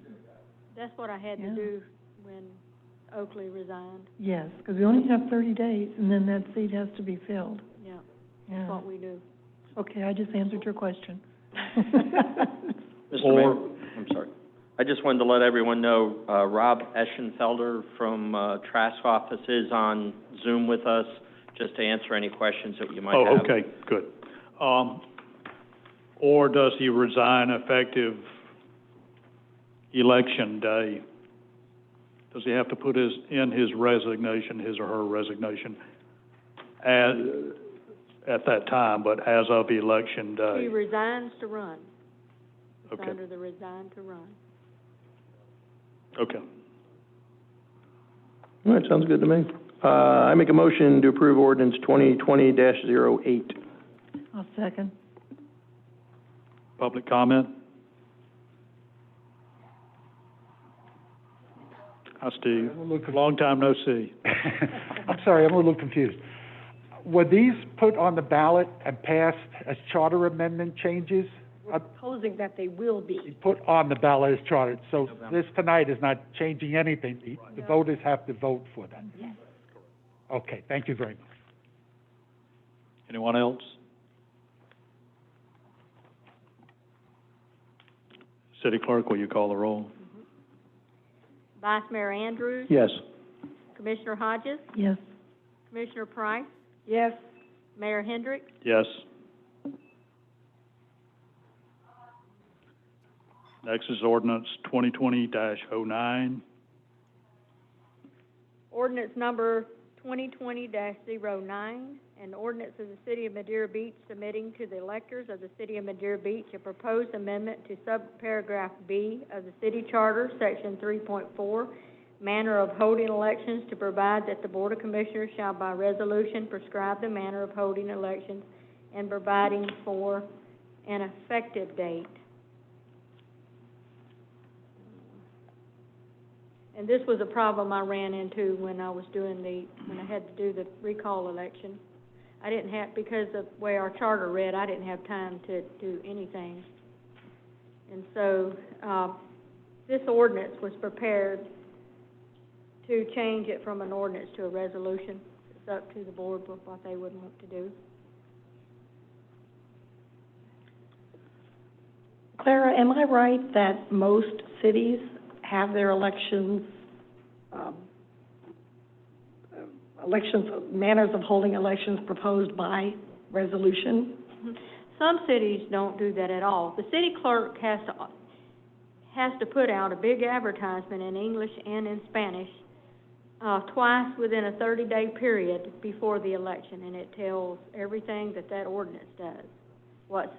It lets everyone know what the seats are and everything, and then plus the first reading is a public hearing, and a second reading of the ordinance is a public hearing, but we also can do a public hearing for the resolution if the board should desire. Okay, my question was, do you know how many other cities allow the commissioners to set the manner of holding elections by resolution versus ordinance? I can check our peer cities and provide that to I was the under board. the impression almost every commission has that power. That's why I was, Oh, yeah, the commission has the power that to without having to change it. pass an ordinance. If it says ordinance, they do it by ordinance. If it says resolution, they do it by resolution. They do whatever the charter says. Some cities don't have that in their charter. And when they don't have it in their charter, what do they do? We still advertise for the seats. Right. I put out 2 big advertisements and announce it and everything, and then plus we'll put it out by press release and all. Commissioner Price, this In is practical terms,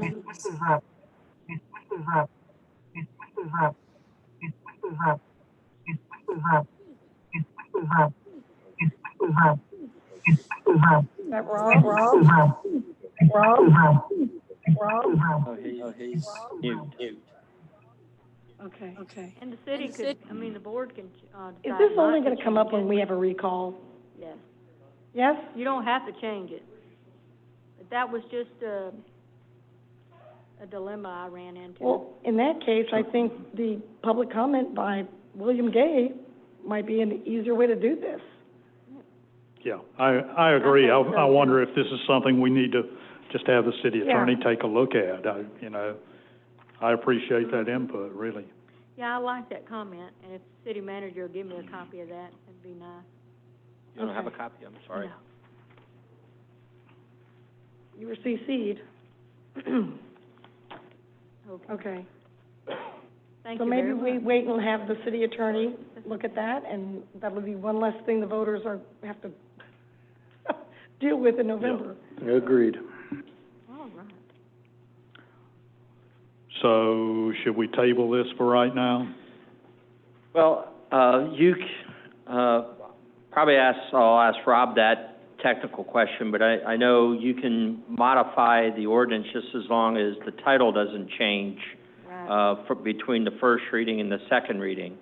So, and Rob, can you chime in on that for us? yes, that's correct. Can you hear me? That's correct. Kurt, you need to turn up the volume on the speaker. You need to turn up the volume.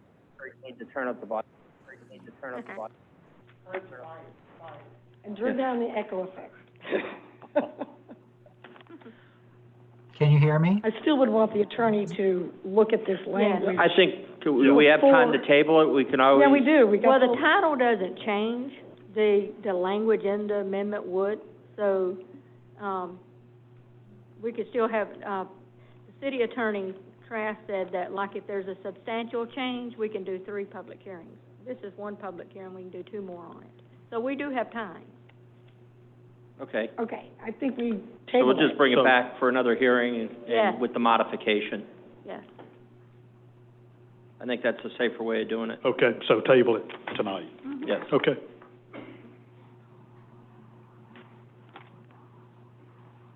And I can open this for public comment if anyone else has any input on it.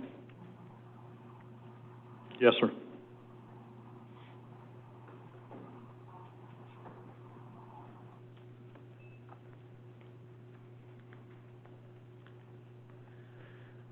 Robert Preston, 425 South Bay Shore Drive, Madeira Beach. I know you just agreed to table it, but in the past, a lot of these things, just like the ordinance we were talking about with Linda Portel about the 300 feet and the 500 feet and all that stuff going back and forth. If you pass this, you like the way it is, you just want an answer to the question in that one item. So if you pass the first reading, you can still make changes to it and agree upon that on the next reading, and then it's done. Because if you do it, then it's 3 months. And I just say this because a lot of things that have happened in the past have been drug out for months and months and months because of little questions or comments or a line or a reading or something like that. Excuse me, Bob, can I interrupt you? Mr. Daniels was in the back. Maybe you can repeat some of what you were saying. And What I said, just real quick, is that if you pass the ordinance like it is, you can make the changes with the attorney's recommendations, and then those recommendations come back and they're put in that ordinance, and you can, if you like it, you can pass it at that point instead of passing it down the road and taking 3 months to do this ordinance. And the reason I say that is because if you look at the past administration that was up here, things took 2, 3, 4, 5 months to get done because of one little change here, one little change there. So all I'm saying is, don't table it. If you like the majority of it and you're waiting for that comment, you don't have to vote to approve it the second time. You can still make changes and then do it again. But if you like it, it's done and over with. That's the only thing I'm saying. Thank you. Yeah, no, I think Bob's spot on, except for the, in reading Mr. Gay's, email, he's got 5 issues here, and I gotta be honest with you, they all are pretty well written. This one may have to wait till another election, because I don't really think it's ready for prime time right now, so. Okay. I agree with that. so let's table it for right now, for tonight, okay? Yeah, and Bob, maybe you can follow up with Rob on this, Yes. or Tom when he gets back. Okay, next is ordinance 2020-10.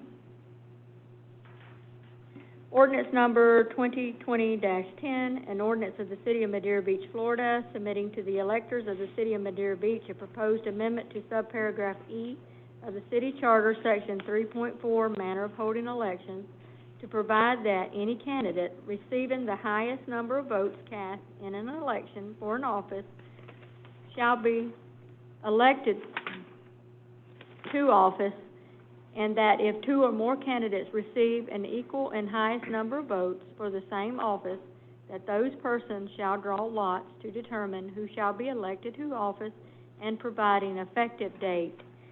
Because the electorate voted for the charter amendment in March 2019 for the Pinellas County Canvassing Board to canvass all the elections, well, they don't do runoffs. They go by Florida statutes, and the Florida statute tells them how to conduct their, it says the SOE, which is the Supervisor of Elections, complies with the Florida statute section 100.181, which states that the person receiving the highest number of votes cast in general in a general or special election for an office shall be elected to the office.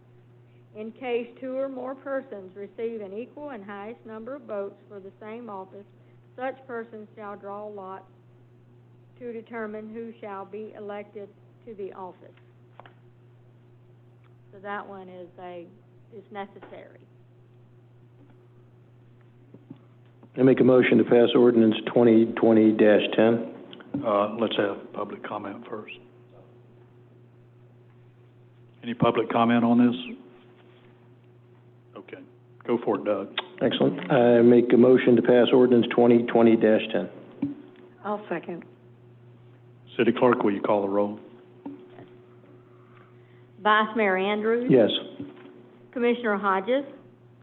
Yes. Commissioner Price? Yes. Mayor Hendricks? Yes. Ordinance 2020-11.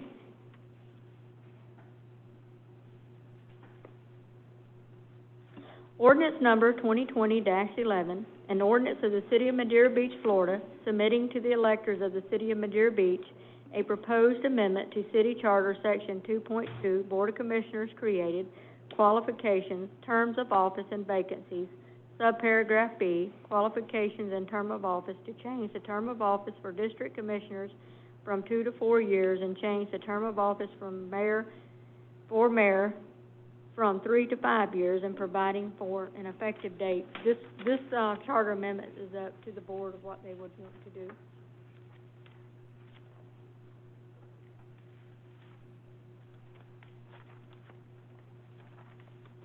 And first of all, thank you very much, Calera, for the chart that you made on page 114 in our packet. Yes, ma'am. That told me exactly what I wanted to know.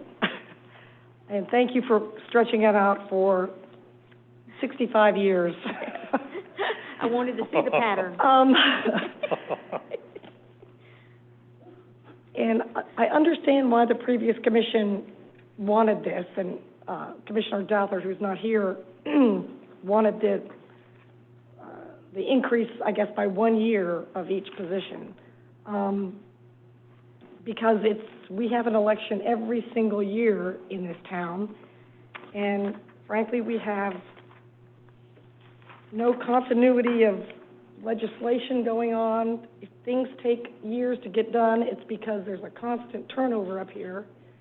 I think if we increase at least by 1 year, right, the terms of the people who sit up here, it'll have a big difference in getting things done and calming things down and really helping our city's reputation among the rest of the beaches, because we're frankly a little different here in Madeira Beach, and we're in constant turmoil, for every election.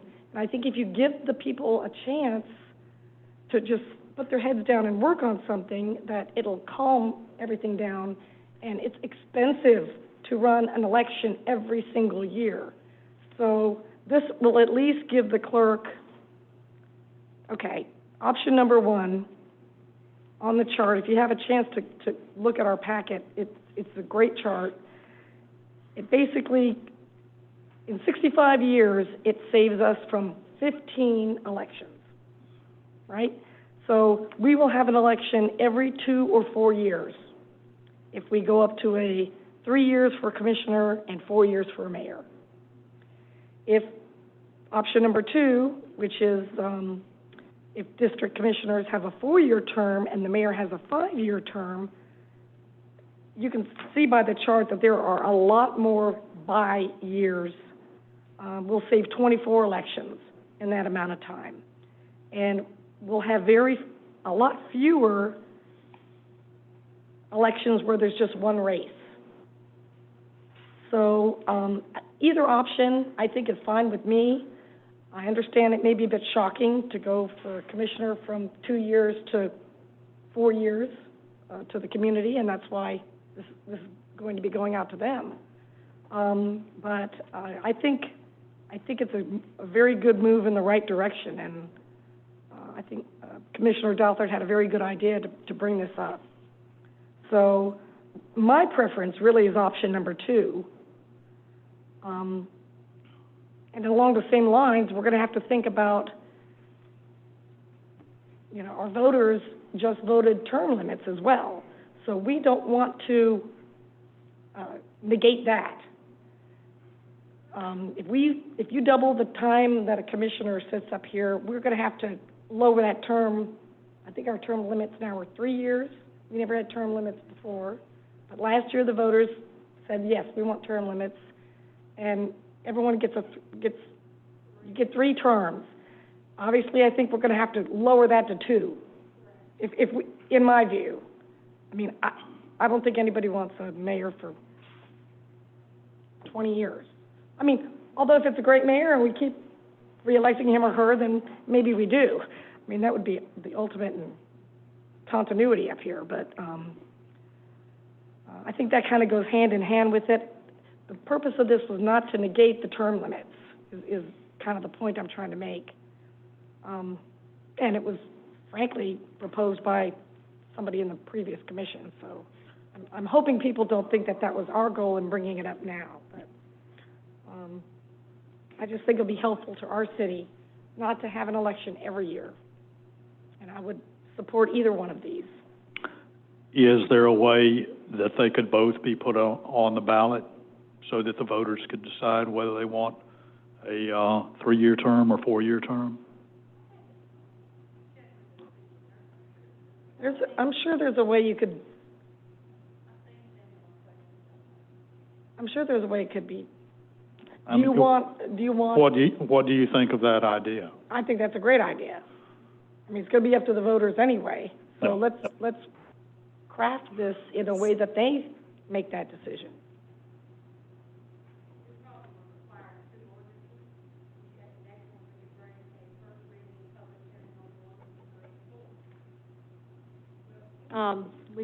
We can have the city attorney, I'll talk to him, and if he can combine it into one, or he may have 2 separate ordinances, and it'll be two separate questions, or he'll have to do the question in a way where people choose, I'm sure. Right. Yeah, I think you'd have a problem if you did Yeah. 2 separate ordinances. Yeah. What if they both passed? Right. We'd Yeah. be in a quagmire. Right. So I think that's one reason why Mr. Trask was kind of looking for feedback from you all on Right. which one you preferred. But if maybe there's a way he can do both of them. Yeah. Yeah, I think we have to pick a lane, and the other part of it is, and Commissioner Price is spot on, the term limits have got to be addressed in the same ordinance, so we got to pick one of these 2 options. I mean, and I'd love to hear from everybody out here, because it's, I mean, I'm lukewarm on it. It could stay the same way it is, it could go to 3. I really, at this point, it's not really that big of a deal, but I do understand that I think that more things can get done, there's more continuity, but you definitely have to adhere to what the voters say, because if we do this, then we're kind of negating the term limits that we put in place last year, unless we change that as well, so. Well, I kind of favor more 3 years than 4. Option 1. And maybe we can, you know, on down the road, depending on how that's working, if later commissions want to look at going to 4 from 3, it can be addressed then. I don't think it's anything that's just my thought on it anyhow. I like either one. I think it's probably a little shocking to go from a 3-year term to a 5-year term for a mayor. Yeah, well, even and we know for Commissioner a Douthat commissioner to agrees go with the from shorter 2 to one. 4 Yeah. is. I was just looking at Tom's letter that he had given us, and there's a lot on here, especially under the commission side, that they're going 3 and 4 years there. And these are small areas like the town of Bel Air. I mean, 3 years. You know, some of these cities are very small.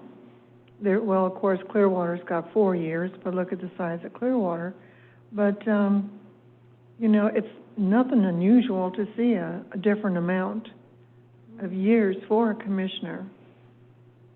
I'm going along with Doug, you know, 2 years is fine with me, 3 years is fine with me, 5 years is fine with me.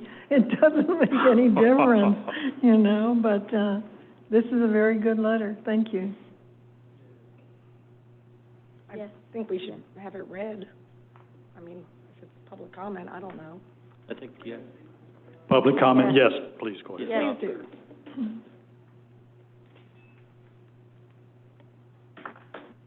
So I'll try and be brief, but for the citizens at home, Can we have your name and address? analysis, and I called the supervisor of elections and I... Excuse me, can we have your name I'm and sorry. address? That's okay. Tom Edwards, resident, I know it gets repetitive, Tom, Yes, sir. but No, that's fine. it's just the procedure.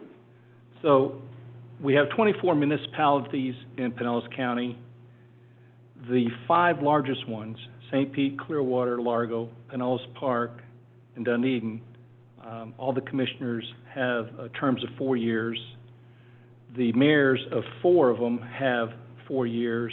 Pinellas Park is the exception. Their mayor is only for 2 years. I thought that might have been a typo when I looked there, and I called the clerk and verified that their mayor is only a 2-year term. The other 19 municipalities in the county all have either 2 or 3 year terms. Some have a 3-year term for the mayor, 2-year term for the commissioners, or they're all 3 years. And, Ms. Price, you had brought up, like on the last issue, is what are the other cities doing? And that's one reason I did this, is so that you get some continuity on this. My recommendation is to make all the offices 3 years. I realize there's an expense when you run for office. It is expensive to do that. I think this would be a good win-win situation in this particular situation. And if you're a good mayor or if you're a good commissioner, you're going to get reelected. You got Bill Queen up here in North Reddington Beach. He's on his 8th term. They love him as a mayor up there. Gary Caddick up in Bel Air. I think he's on his 5th term. So, Well, we have term limits, so. Yes. well, that's true. And that will be something that you'll be discussing as to what you want to do. If 3 terms at 3 years each, that's 9 years you'll be serving on the commission. That's a lot of reading that you folks have to do. So, God bless you if you do 9 years on that. So, that's all I have, sir. Thank you. Unless you have any other questions. No. Thank you. Bob?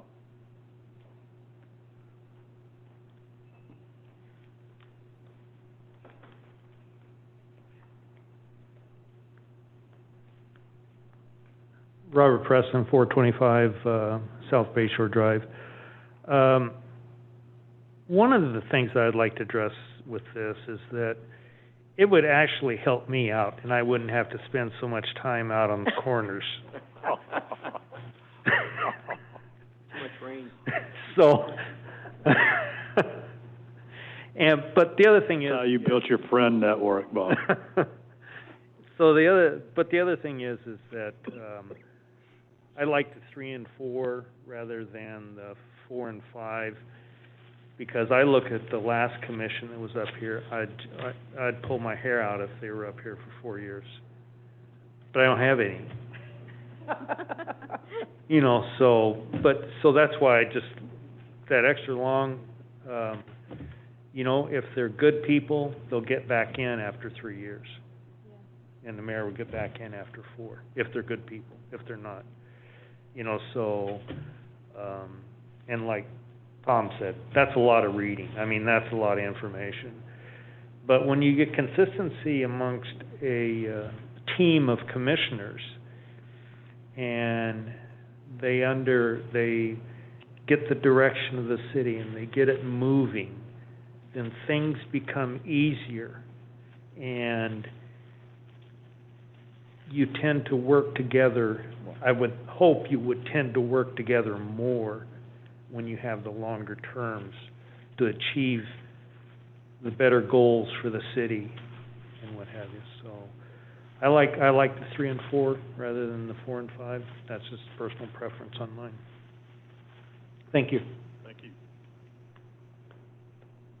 And frankly, if we just increase it by 1 year, maybe we don't have to deal with the term limit. I don't know.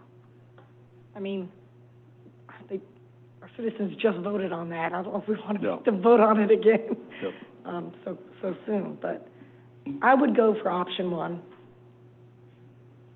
Yeah, I think it's interesting. Tom, Mr. Edwards brought up a really good point. 3 and 3 to me sounds perfect, because even if you win 3 elections, you're 9 years in either position.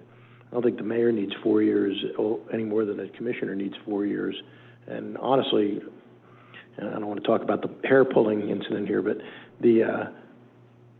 if somebody's here for 4 years, it's tough to get somebody out if they're beginning of your term and you want to kind of go through it. So I think 3 years is plenty of time to get you're going to get reelected again, and then that's 6 years, and I think you're good. And I think if you do that, though, you also do not have to address term limits. So just up the commissioners by one, keep the mayor the same, and I don't think it really jockeys with that. Clara's, I think it probably even helps out because it gets a little bit more coordinated. I don't even want to do the math on that, though, in front of all of you, but as far as that chart's concerned, I think it probably would coordinate it a little bit better, and we're still going to have an off year every third year, right? Yeah, every third, well, and there's a little bit of a stretch longer than that if we do 3-year commissioners, 4-year mayors. And the reason they're staggered like that is because our own charter says mayors need to get reelected. Mayors need to be on the ballot 1 year with commissioners of District 1 and 2, and then the next time they need to be on the ballot with commissioners 3 and 4. Correct. It says it in our charter. Yes, it does. Oh. So that's why Yeah, we have. here's that idea. We can't, that's why we can't do 3 across Correct. the board, basically. Okay. That's correct. So, but it works. That will not have to change if we do option 1, which is commissioners for 3 years, mayor for 4 years. Done. We'll bring We it had a back hand- for we had a first hand reading pop and a up. public hearing. It'll come back for first reading with 3 and 4. Steve Kochick, back remember when our city charter was made, things were a lot easier to do. Things got Yeah. done a lot quicker, and you were allowed to talk to each other outside of the building and all, and a lot of deals were made, and it was a whole different world. Now, just like we see so often, you get somebody up there who really hasn't done any homework before they got elected. They just say, I'm going to run. Now they get up there and they get that paperwork. They're befuddled. They're like, oh my God, what did I get myself into? Because they never read the charter, they never read any ordinances, they didn't read any of the planning, nothing. And this is all brand new for them. And every word gets picked apart. And you die up there. You just sit there and go, oh, please, dear God. So now to have a little bit more time, and you want the separation because you want experience and new people, because you help each other out. One can help the other explain things and all. To put a whole new board up there is chaos. We saw a little bit of it with the last board, with the new mayor, new commissioners and all, chaos. Nobody knew what they were doing. Nobody bothered to do any homework before they came up to the board. By the time that they finally got rolling, the election was time for them to move on. You know, you can see the difference in this board now. We have people that took their time, do their homework. If they got elected, they were ready to step into the office and hit the ground running. So maybe with the change of that, you want to keep the old person, some new people also, so in your considerations. Thank you, Steve. Okay, Doug. All right, I'm going to make a motion to pass ordinance 20-11 with the change of commissioner to 3 years and the mayor to 5 years. 4? I'm sorry, 4 years. Let me try that again. I'm going to make a motion to pass ordinance 2020-11 with the change of changing the commissioner term to 3 years and the mayor term to 4 years. I'll second. City Clerk, will you call the roll? Yes. Vice Mayor Andrews? Yes. Commissioner Hodges? Yes. Commissioner Price? Yes. Mayor Hendricks? Yes.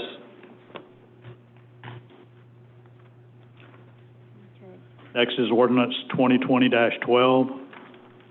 Ordinance number 2020-12, an ordinance of the City of Madeira Beach, Florida, submitting to the electors of the City of Madeira Beach a proposed amendment to subparagraph A of the City Charter, Section 3.4, manner of holding elections, to change the term of office for district commissioners from 2 to 4 years and change the term of office for mayor from 3 to 5 years, providing for an effective date of the new terms of office and providing for an effective date.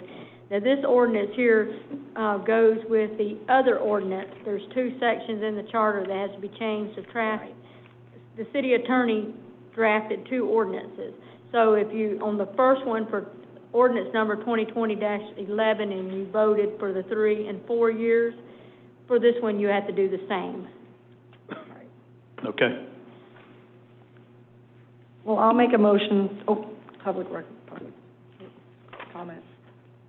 Is there any public comment on this item? Okay. All right.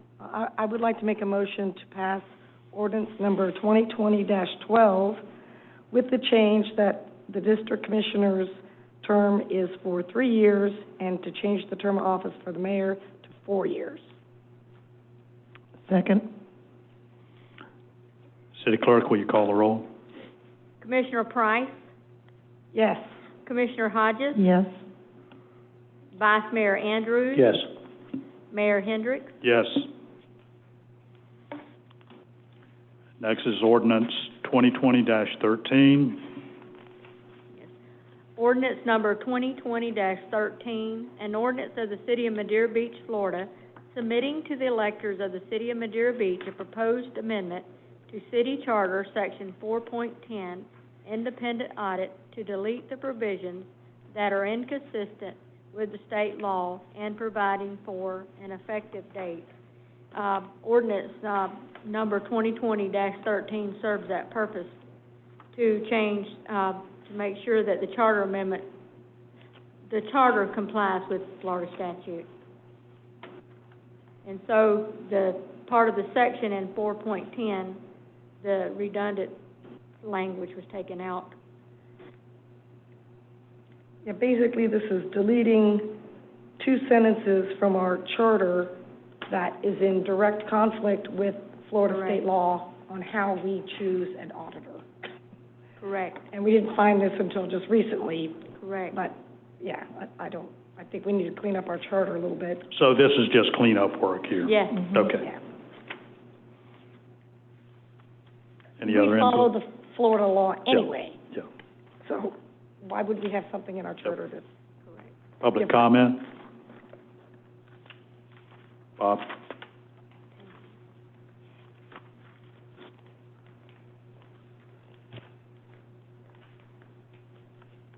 Robert Preston, 425 South Bay Shore Drive, Madeira Beach.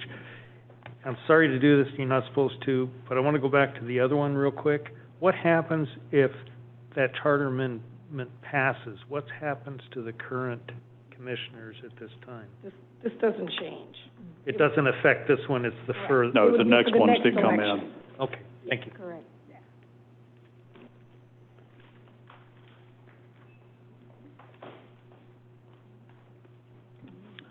To make a motion to pass ordinance 2020-13. I'll second. City Clerk, will you call the roll? Vice Mayor Andrews. Yes. Commissioner Price, Yes. Commissioner Hodges, Yes. Mayor Hendricks. Yes. Ordinance 2020-14. Ordinance number 2020-14, an ordinance of the City of Madeira Beach, Florida, submitting to the electors of the City of Madeira Beach a proposed amendment to City Charter Section 2.2, Board of Commissioners created, qualifications, terms of office, and vacancies, subparagraph A, Board created, to provide that the district commissioners of districts can only be voted upon by the electors of the district in which they are seeking office, and providing for an effective date. This proposed charter amendment was proposed by our mayor and City Attorney Trask. He drafted the ordinance for the Board of Commissioners to consider.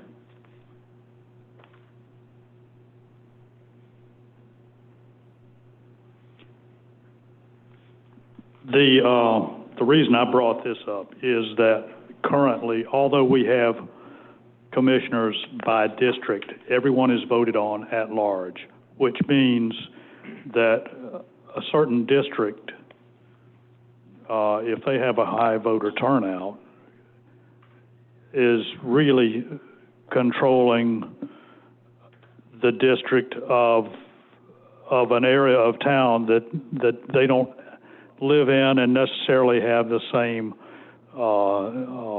needs as that other district. So, my thinking is that, as do many other towns, Madeira Beach needs to have their commissioners voted on by their district, not by the rest of the town.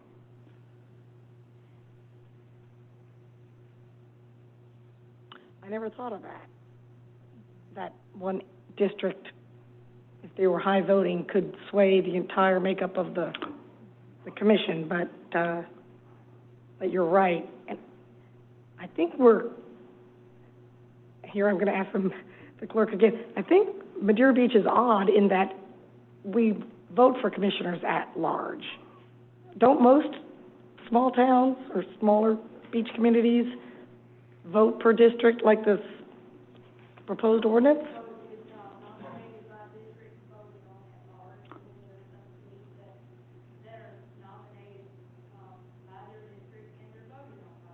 Okay.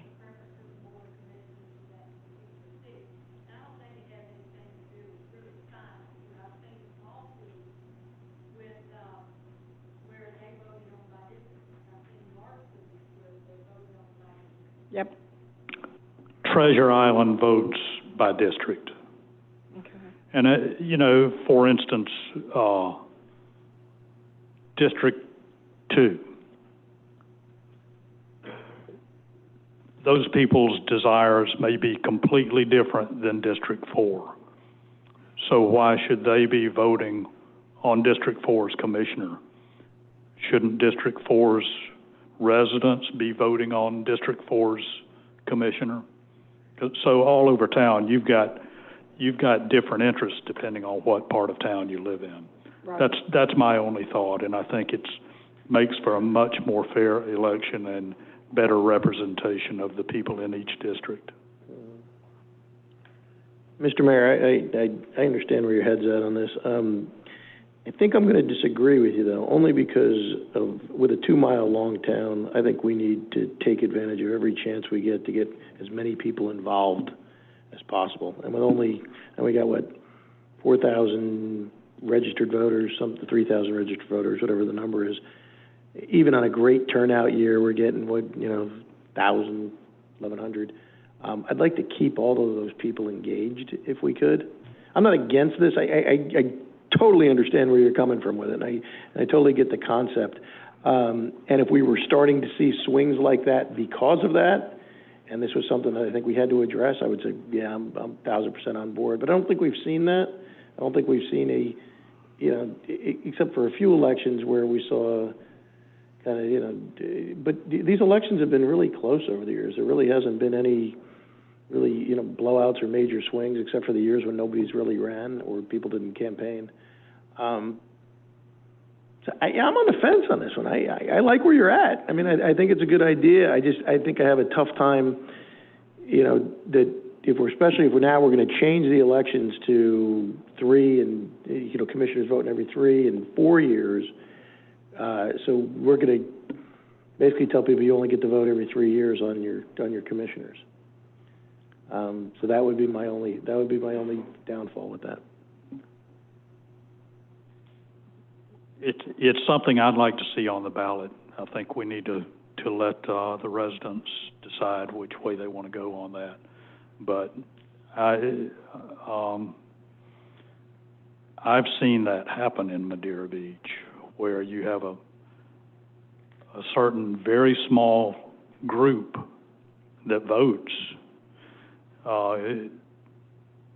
get control of a commission, and they've run the city in ways that the rest of the town doesn't necessarily want it run.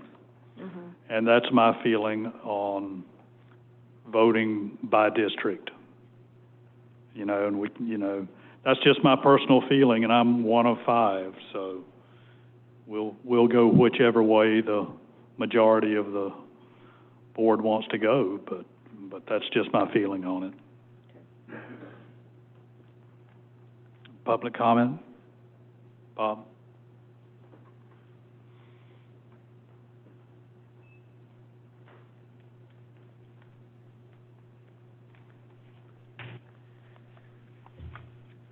Robert Preston, 425 South Bay Shore. I would really like to see this put on the ballot. I like the idea of districts. You know, you have,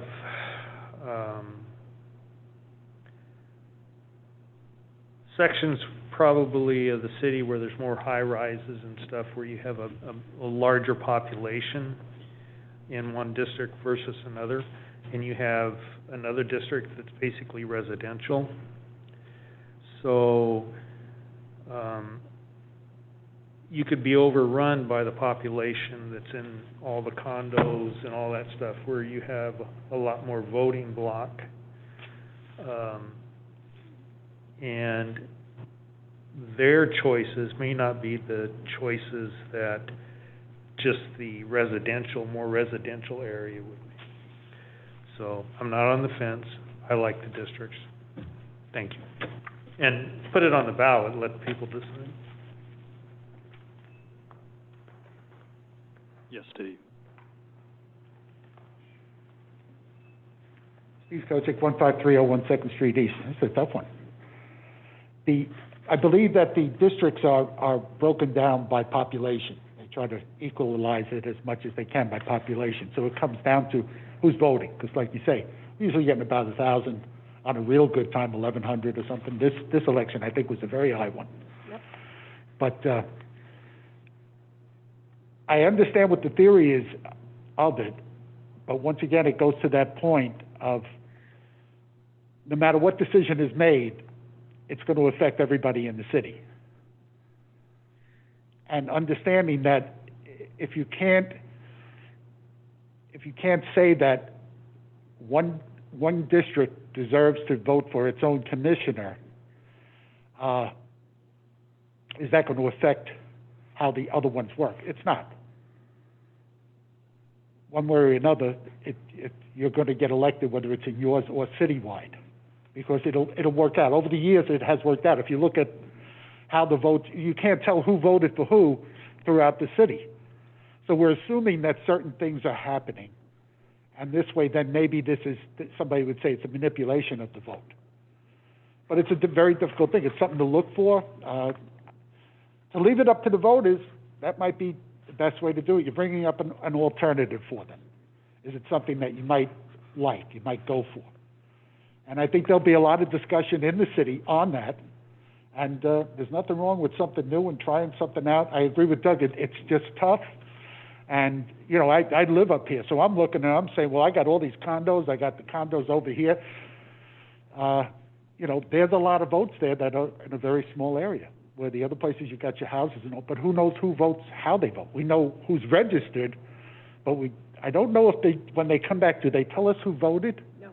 They just tell who's registered, but you don't know who actually voted and who didn't. Oh, we know who voted. Oh, so we know who voted. So if we looked at that, we could tell if one district had high percentage of voters, and people might look at that. But once again, it might spur people to vote then, to say, hey, now this is your guy. So you better get out there. If you want something for your district, you better get out there and get that guy. Because if that guy gets in, you ain't getting what you want at all. They ain't even gonna know you're alive. So you got a good opportunity there to get more people active, and that's what the goal is you want more people to be active in the community one way or another. It's tough call. And the alternative is, you might as well have commissioners at large, period. I mean, why do you have districts? Yeah. You know why you got districts? Because at one time there was segregation, and they stopped the segregation, but they still wanted to control who could run for office and who couldn't. And the way it ran was, those qualifiers that we have to have signed, you were only allowed to sign for one candidate. So they could control who even ran for office, because they give it to the person they wanted, and then when the next guy came around, he said, well, I already signed for the other guy, I can only sign one. That had to be changed later on. It was just recently it was changed that you could sign more than one qualifying ballot to allow your name on the ballot. But just remember, this is the South. And there were a lot of rules made in voting that weren't for the benefit of the people, all the people, just some of the people, some of the time. Any other comments? I guess, I feel like I'm up here working for the whole city, you know, but I am keen to know that I've got Johns Pass Village in my district. I'm gonna go to bat for those folks, Sure, absolutely. you know, just because. I love them, I love that, you know. And then your district is almost exclusively residential. And then District 1, or 4 here, has the Madeira Way. Maybe it's time to kind of, not just condos and homes, but thinking of businesses and residential, and maybe some of these interests need to be honed in, I don't know. You know, of course, people that have businesses in Johns Pass aren't necessarily voting for me because they don't live here, but I do feel, you know, because that's in my district, that I want to protect it and vote in a way that they want me to, and I listen to those folks, and so I kind of like that role, frankly. Those folks would be who's putting you in office too. Well, if they live in my if they live in Madeira Beach, they do, but I can't tell you how many people contact me and say, I can't vote for you, but can you help me with this thing because I'm having this issue? And of course, I mean, it's in my city, my city, our lovely city, and so I want to, you know, fix problems. So, anyway, I'll make a motion to put ordinance 2020-14 on the ballot, and we'll let our voters decide.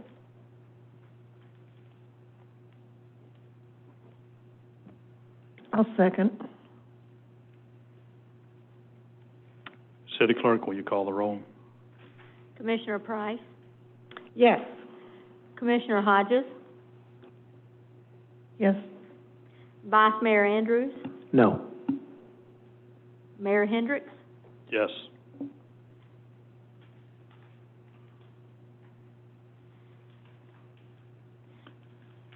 Okay, next is the consent agenda.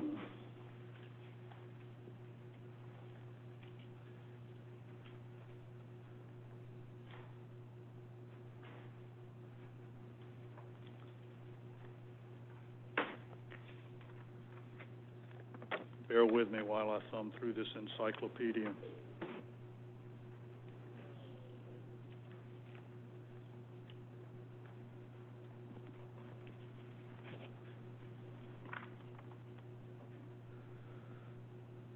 Page 150.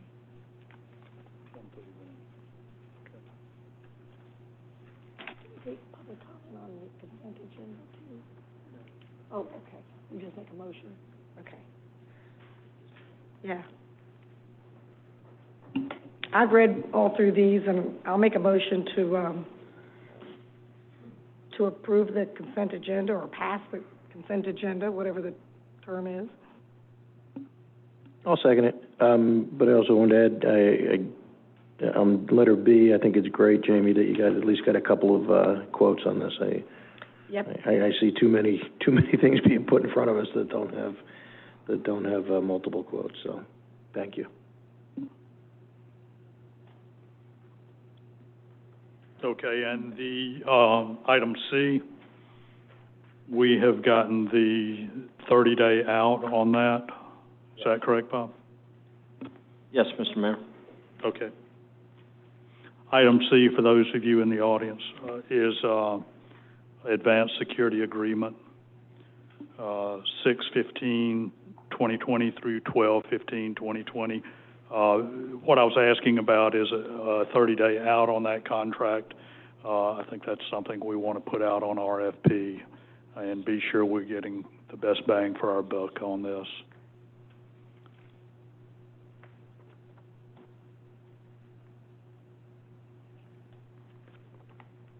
Okay, I had a motion, I think, on. Yes. Okay, do I have a second? Okay, all right. City Clerk, will you call the roll? Commissioner Price, Yes. Vice Mayor Andrews, Yes. Commissioner Hodges, Yes. Mayor Hendricks, Yes.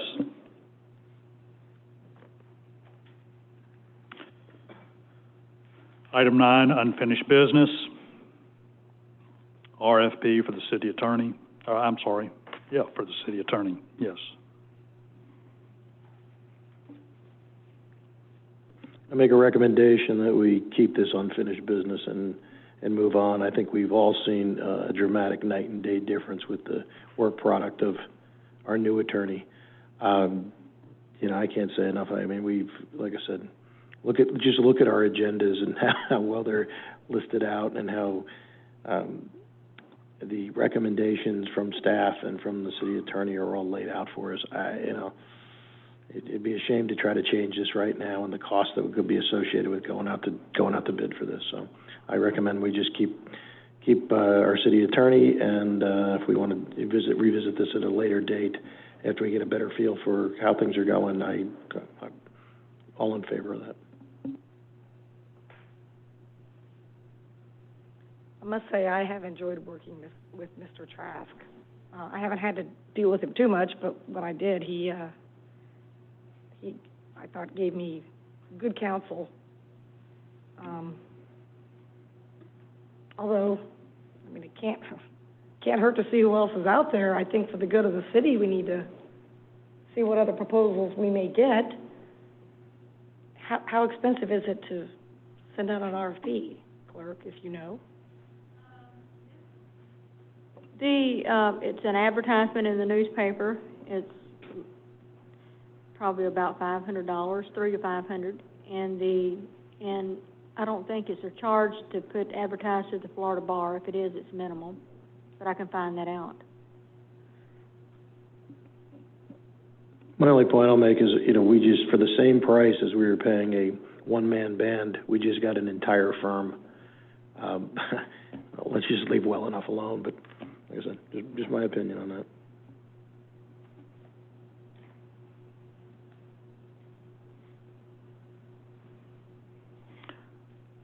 I'm satisfied with Mr. Trask so far, but I think I wouldn't be a good steward of the city if I didn't say, let's at least put it out there and see what kind of response we get.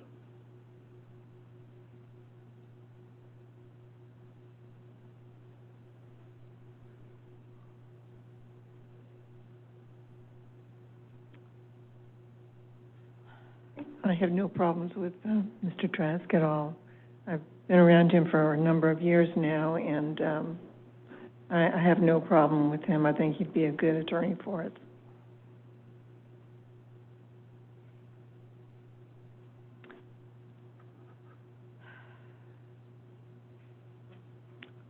City manager, sounds like we're 2-2 here on which route we're going. It looks that way. I think, I kind of agree with, the vice mayor too. I mean, this is an issue that doesn't have to get decided tonight.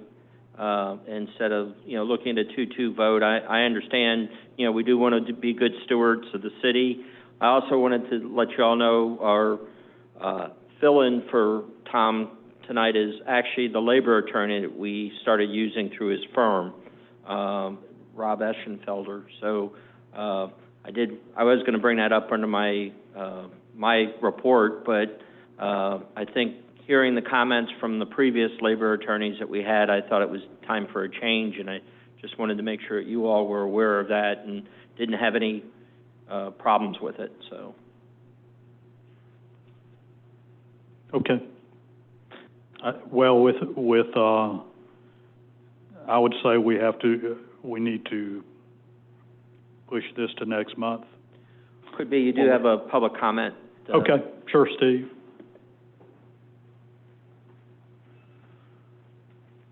Steve Kochick, 15301 2nd Street, East Madeira Beach. Actually, this is the only reason I came to this meeting was this.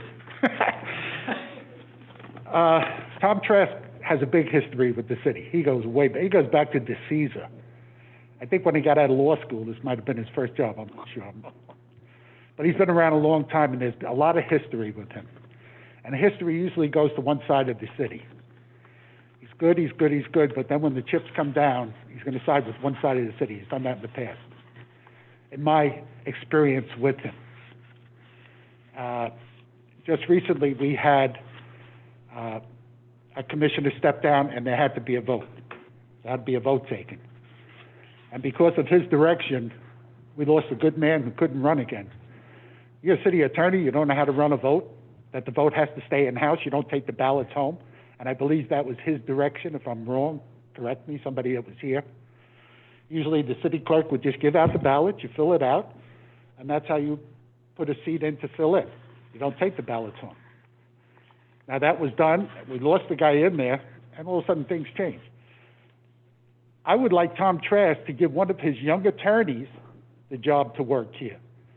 And then he can direct from his office, but he stays out of it. He's been here for a long, long time, and whenever there's been controversy and all, he's been in it. And from what I've seen in the past, his decisions lean one way more than the other. And it's unfortunate. I don't know why, but that's the way I've seen it from the long time that I've been here. I go back to DeCesar. He was the commissioner here. When your husband got elected and they got rid of the attorney that was from Sarasota, they brought back Tom Trask. Whenever anything happens and a lawyer gets fired, bring back Tom Trask. He always comes back in. If he has other attorneys who's got a big office, give us somebody else. Give somebody, a new guy, a chance to come and work here and all. You've worked here before, but when the chips come down, like I say, and especially that time when you made a mistake where you cost somebody a seat on the board, just because you made a mistake, you told them to take the ballots home. And if I'm wrong, I'll apologize to him up and down. But I thought that was blatant, that Hoosh was not getting on this board. And that's how they got rid of him. And that was wrong. And he shouldn't be rewarded for doing that. And if he can come up and say what happened that time and all, that's fine. But I think that's pretty simple. You know, we went through it before. It wasn't the first time we had to appoint somebody or do something. So as the board and there's people in the audience, we know how it works. You just give out the ballots, you do it right here, and that's the end of it. But you're going to have trouble getting an attorney. We had trouble before. That's why we had to go to Sarasota. Very difficult. Right now, Madeira Beach's name is mud. So it's very difficult to get somebody. What I would ask is, if he had a younger attorney, give that attorney up here, and he can guide from his office or something. Just get a fresh face up there. That would be my suggestion. Thank you, Steve.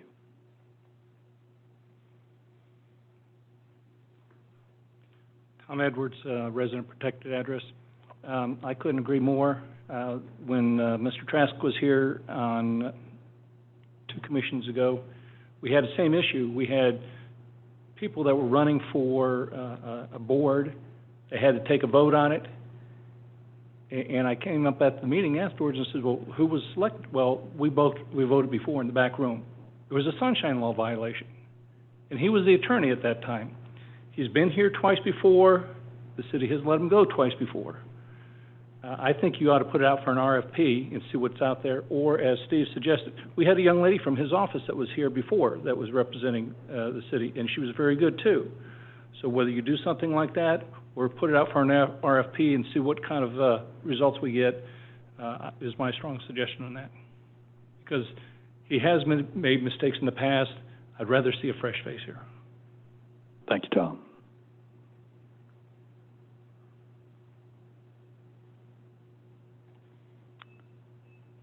So I guess we table this till the next meeting, Bob? Yes, sir. Okay. I don't think there are any contracts and agreements to go over tonight. No. Next up would be the new business. New business, appointment to the Civil Service Commission. City Clerk.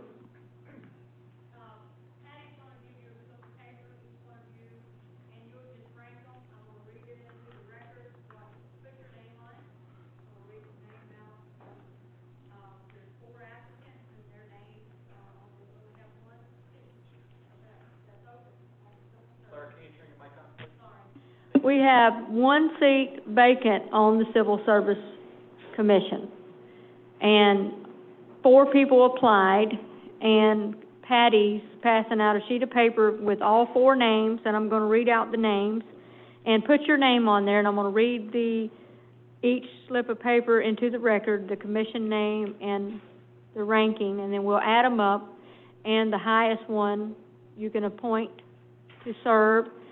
And if there's a tie, then you can do it again and rank the two, or vote which one. Clara, I got a quick question for you. I thought the Civil Service Commission was 5 members. We'll not have them all added. Here, let me get to that. Sorry.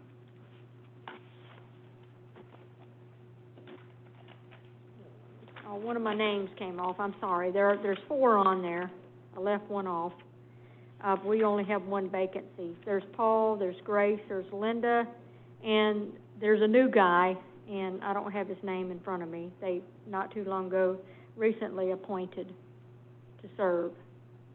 Okay. All right, so there's only 1 seat. This is to fill my seat. Okay. Yeah.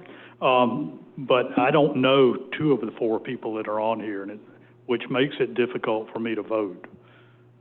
Jean Embler and Judith Ann McLaughlin. Are they here by any chance? Hi, Jean. Can you come up and tell us a little bit about yourself and why you want to be on the Civil Service Board?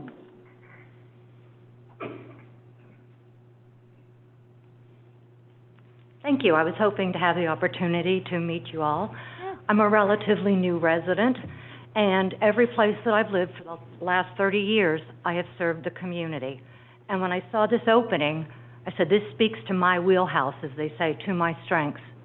If you had a chance to look at my resume, I worked primarily for IBM and Siemens, and as part of that organization, I had extensive leadership and personnel experience. I've had to hold my staff accountable, but I've also had to coach and develop them. And working for these large organizations gave me the opportunity to learn best practice leadership and personnel management. We had extensive training programs, but better than that, I had fabulous mentors who showed me what it was like and how you can build an organization by taking the time to implement these practices. I am semi-retired. I continue to consult. I travel across the country, and I deliver leadership processes and practices across the country at hospitals. I also work at Johns Hopkins All Children's Hospital. I'm very proud of the fact that I have a business background, but I'm also an RN. I'm in leadership there, administrative nursing supervisor, and that's why my mask has little dancing Band-Aids. So, as I said, I'm happy to have the opportunity to meet you, and I was just curious, as a suggestion, if I could be so bold, I would hope that going forward, when you want to fill these positions, that you consider meeting face-to-face, so that when the new people come in, you have a chance to know what's behind what's written on the paper. So I thank you all very much for this opportunity. Thank you. Any questions? Thank you. I think we're good. Thank you. Judith Ann, are you in the audience? Okay.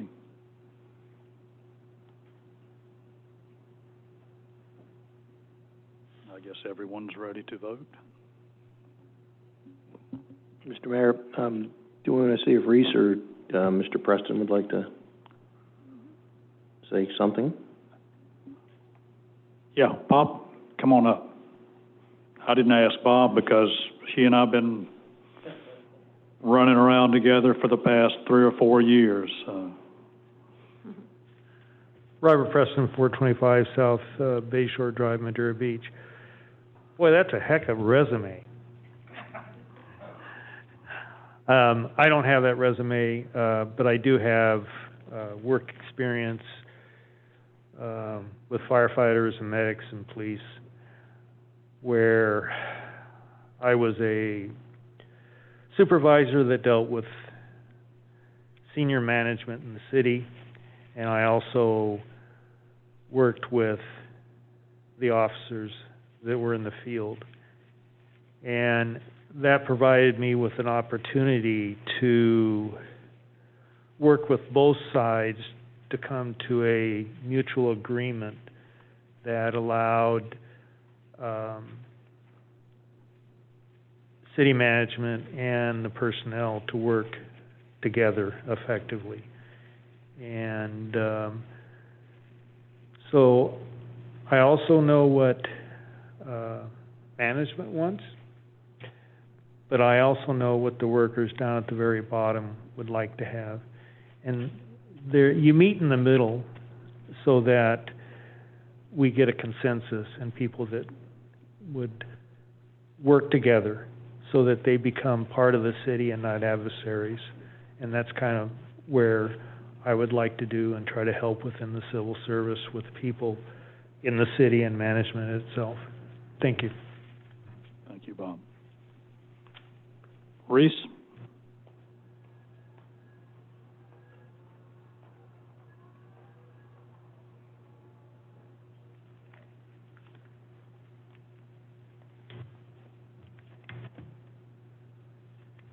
Still Speedy, still Reese Norton, 363 Medallion Boulevard. At the time I put my name in for the Civil Service Commission, was not aware that there were any qualified or even unqualified people applying for it, that it was a vacancy that needed to be filled, and I am interested in it. I have a rather broad experience, even though I'm very young. I did work for some rather large concerns like the United States government and a couple of conglomerates, but I would really like to have my name withdrawn for consideration because there are at least one and evidently more qualified people who can devote more energy than I can. I would be glad if, in any case, there is no one to fill a job. I'll try to do the best I can at it. But at this point, it looks like there's plenty of qualified people, so I'd like to withdraw my name. Thank you, sir.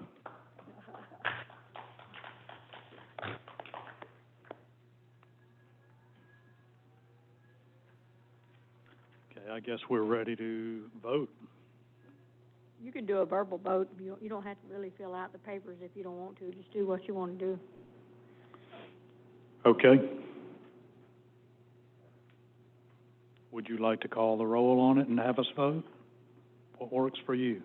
Well, you can make a motion on one, and if that one fails, we do another one. Wait a minute. So we're not tallying You these? can do either way. Well, let's I said do you what can you do a said when you gave us the piece tally. of paper. How's that? I was giving Pass you these down and, yeah, tally them up. I was giving you an option. I like Threw me a curveball, Clara. Yeah, really. I like the ballot. I like the papers. Yeah. Okay. It's easier to add up that So way. you go by the low number, huh? You can do that too. I was giving you an option there. I thought you were changing the rules in the middle of the game. You gotta be fun. Make it fun.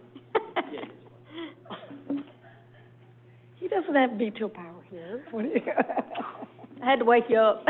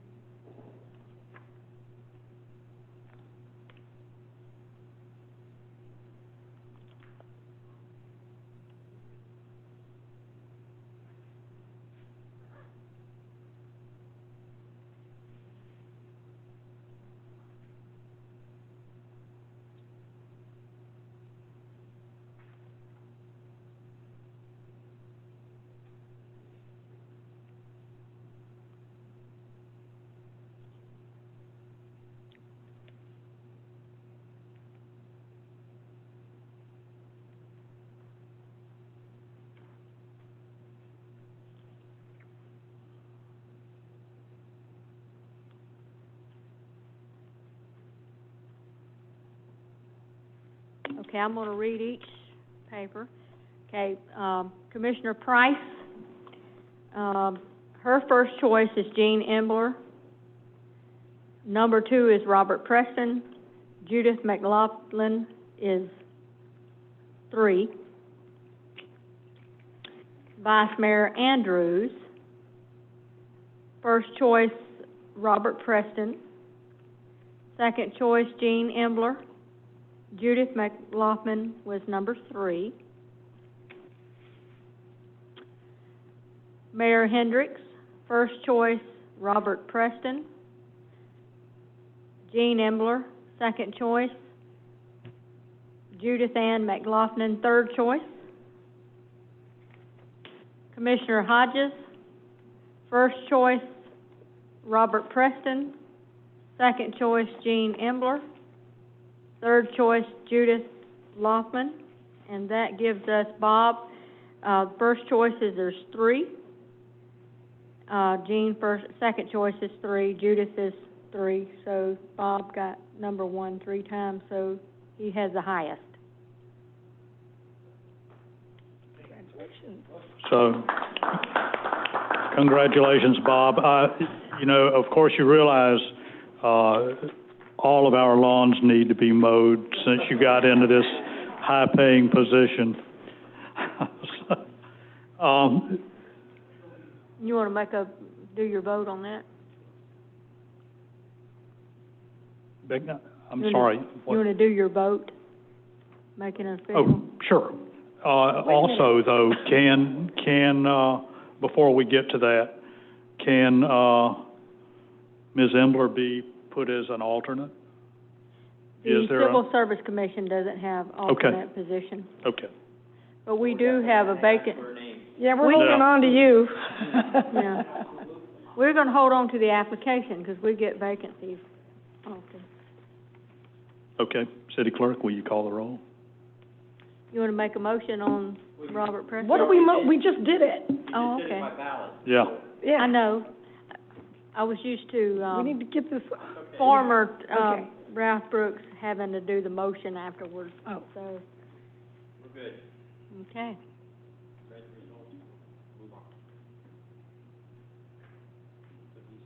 Okay.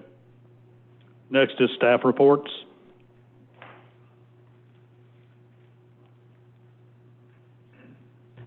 Mr. Mayor and Commissioners, I gave you a copy of the taxable value estimates that we received from the Pinellas County Property Appraiser, June 1st, which was right on time, showed our projected growth. Taxable value was 6.67%, and this is actually assessed value for 2020, but we use this estimate to prepare our budget for 2021. I emailed each one of you a copy of the calculation of the ad valorem based on this information. I think the clerk handed out a hard copy. And with that, our estimated property tax revenue for 2021 is still an estimate still. There may be some tweaks between now.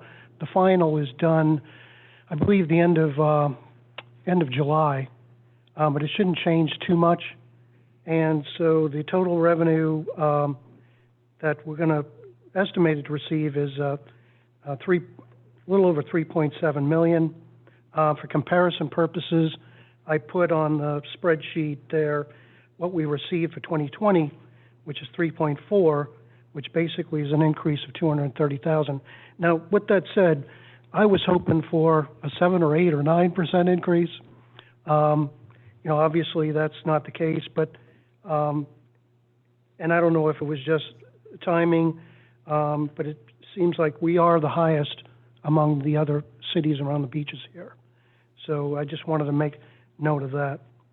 So this is an important piece to start the building of the budget process, and we do have an amount that we can plan on that, and again, the millage rate there is proposed that I also included in my calculation. The only other thing that I had was we distributed at the workshop the budget calendar, which is just a real rough draft, and I highlighted in yellow for your benefit the dates that we have to comply with based on state statute. The other areas are flexible. based on your calendars and your dates and your times, and we can adjust those and we can plan accordingly. And but just needed some direction on what are good times for the board. I know you all have busy schedules, and I've got like a 2 or 3 day retreat in there just as a recommendation. Doesn't mean we have to do it. We can spread it over a couple of days. We've already made some great headway in getting information from the departments, their goals and objectives, their capital requests. I believe Jamie and I are just firming up the CIP, and we should have that pretty much done by the end of this week. So if the CIP remains on the workshop for the next workshop, I believe those will be good numbers, and we'll have good information. Hopefully also at that time, I can give you the operation budgets and the budget format for the departments for you to look over. Thank you. Mr. Mayor, if I may, on the same topic, it is kind of imperative that we put together the budget calendar as soon as we can. So if there are any dates that we have on there that you know you're going to have a conflict with, please, if you can let myself or Megan know right away, and we want to try to get that somewhat etched in stone. I realize things come up and we can modify it as we go along, but I would like to give everybody an opportunity on the commission as well as the public to have feedback on this. Well, the very first yellow date on here apparently doesn't involve us at all. Am I right? July 1st? I know what it is. It doesn't involve, so that's not a date I need to worry about, correct? No. But going forward, we really should worry about some of these yellow dates, just to make sure that we comply with them and we can plan accordingly. Some of these yellow dates are based on state statute. Why don't I do this? Why don't I put together the prospective dates on a more of a calendar basis, and then I can get that out to y'all and you can take a look at it. And, that way you're only dealing with those issues that we need to have a meeting on with you or Right. feedback from you on something. And just the only other issue was, obviously we have the Budget Review Committee, and, I want to make sure that they're on board as an oversight, and that role is obviously dictated by the commission on what you want to see out of that committee and what you don't. Every commission's usually a little bit different. I've only dealt with the one the year that I've been here, so it's, but that's the feedback that you give to your advisory committee on what you would like to see from them. Have they met Not as at yet, all? no. Okay. And I don't want to be out of line in bringing this up right now, but the high drive facility at the marina is kind of a pet project, for lack of a better word, for me to generate income for this city, and I'd like to see that feasibility study and whatever we need put into this budget.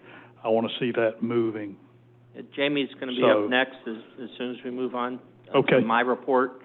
I'm going to have Jamie speak on that. And okay. A little bit on Crystal Island, just to bring. I just wanted to say, Mayor, since you brought it up, CIP for the feasibility study is currently in the CIP. Okay. And Jamie can probably talk more about it as well. Okay, thank you.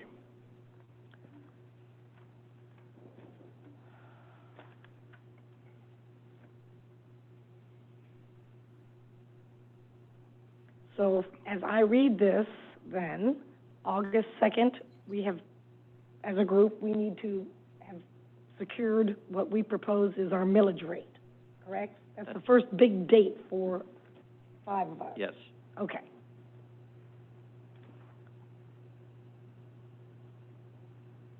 So August 20, that doesn't involve us. I'd like to know exactly which dates. Well, that's why I'm going to put That's it on why a they said in calendar yellow so you can or- see or- it. I think it'd be a little bit better to understand. So, Okay. and I'll Right. get Looks that out. like If not by September- Friday, I'll get it Monday Yeah. to you. So Okay. you have it. Okay, we're down to reports and correspondence. Does the commission have anything they'd like to go over? The commission? Yes. Yes. Well, I've got a little good news. Okay. Good news is I met with a group, or I met with two gentlemen with the Saltwater Preservation Society, and they volunteered to help us clean up our bay area and to help move some of these boats around that are seemingly just sitting there. But in a subsequent conversation with him about our high and dry, he thinks that there's someone who can really help us in getting a grant for part of our high and dry. So I asked him to contact that person that you know and find out when they can come make a presentation to us. Great. So that should be, and maybe we do a special meeting, I don't know, just to listen to this lady.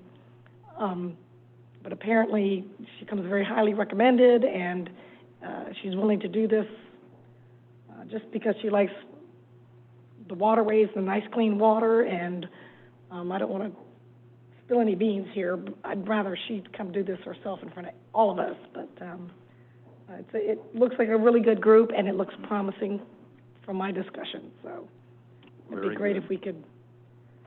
And she knows a lot of background on this kind of thing, and I think it would be very helpful. And this Saltwater Preservation Society really sounds like they would like to help us. The two gentlemen I spoke to and met with Bob with, they both live here in Madeira Beach, and I think once we listen to these folks, we'll be really happy, and that'll hopefully come up like the third week of July. Anyone else? I just want to give a quick shout out to the rec kids for all my thank you cards. That's very nice of them. That's yes, all the rec. Oh, I gave them Slurpees for free, so they think. You never gave me a Slurpee. I'm coming in for a Slurpee. Exactly. You have to do a drawing. I'm not sure if that's quid pro quo or anything, but it's awesome. Thank you. Thank you, kids. I appreciate it. That's one thing I'd like to bring up, and it's something we probably need to put on a workshop, is the beaches. The beaches being trashed. The people that are coming to the beach are just leaving debris all over. I'd like to see our fines increased, and I don't think there's any signage out there for fines for littering, and I know there's no enforcement, and I know that's a hard one to do unless Corey wants to get out there in his baggies and but I would like to see us increase fines and post some signs out there and do some enforcement occasionally on that to try to make it stick. And when I say fine, I don't mean $25. I mean a stiff fine, like $500. Because when you see that on a sign, you may think twice without having to get a ticket. And that's just my thought. Maybe I'm way off base on this, but in the past month since the beach has been opened, boy, the trash pirates are working overtime to keep that beach clean just because of people just leaving trash when they go. If the garbage can's full, for gosh sakes, just take it home with you. It's not that hard. So if we can get that on the workshop, I'd like to see us raise the fine on. Can we also talk about dogs on the beach? Sure. Unauthorized or unneeded dogs on the beach? Yeah. 'Cause those turtle nests, I mean, there's some big dogs out there, and their owners don't corral them properly or keep them on a leash, so.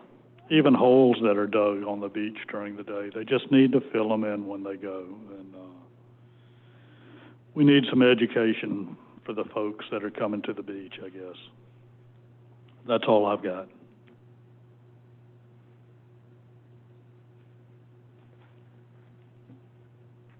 Can I proceed with having Jamie come up? Yes, sir, please. Mr. Aarons?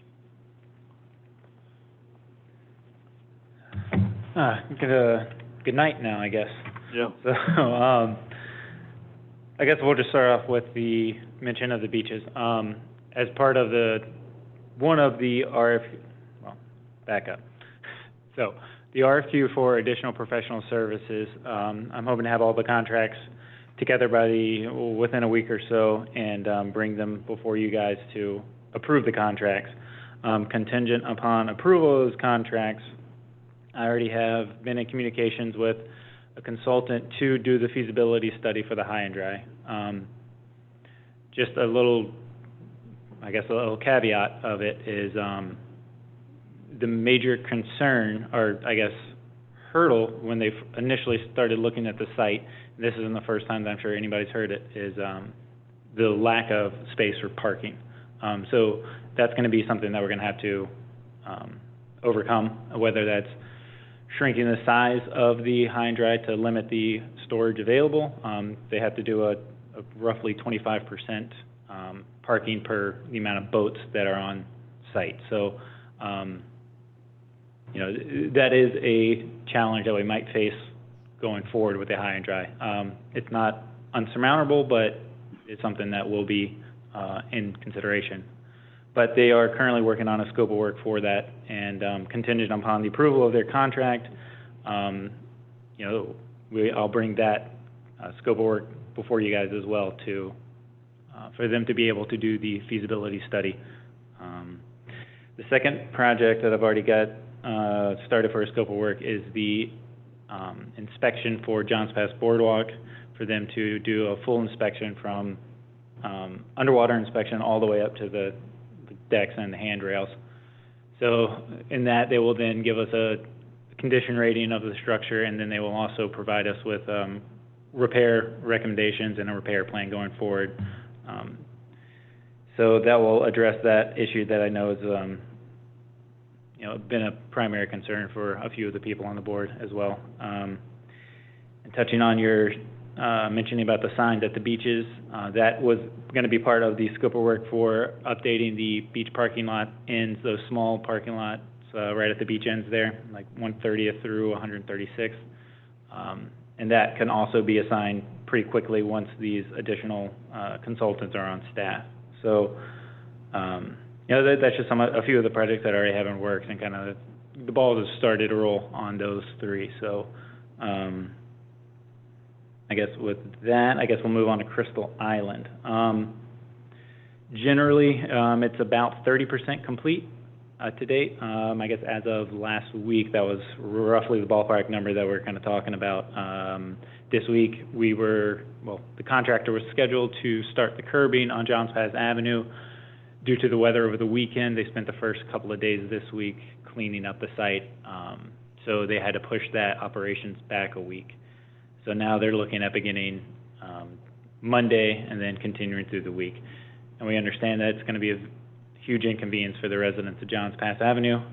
However, the contractor has set up lack of a better term, a shuttle service that will be available to the residents who are having to park off of away from their driveway, and that will be available to them 7 a.m. through their general working hours.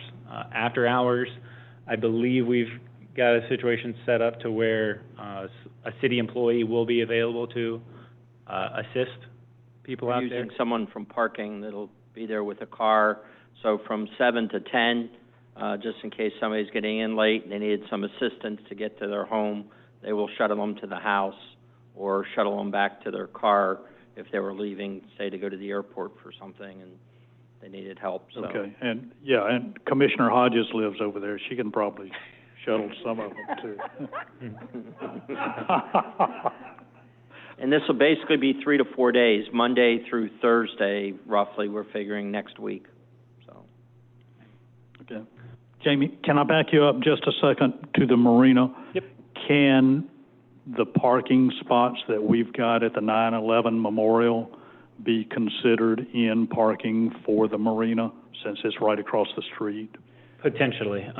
They did mention that for their most recent project, and I believe last time I spoke about this, I said it was Tarpon Springs. I was mistaken. It was actually Dunedin, is where they had done their most recent project, of a most recent similar project. And they did say that they offered a valet service. So that is one way they were able to work around that parking limitation. But again, it's just an additional cost associated with it that's gonna make the, you know, not only upfront cost, but the operational cost is gonna also be increased. So, you know, that's kind of the downside of it. But like I said, there are, you know, plenty of ways to work around it, but everything just comes at a cost, so. Okay.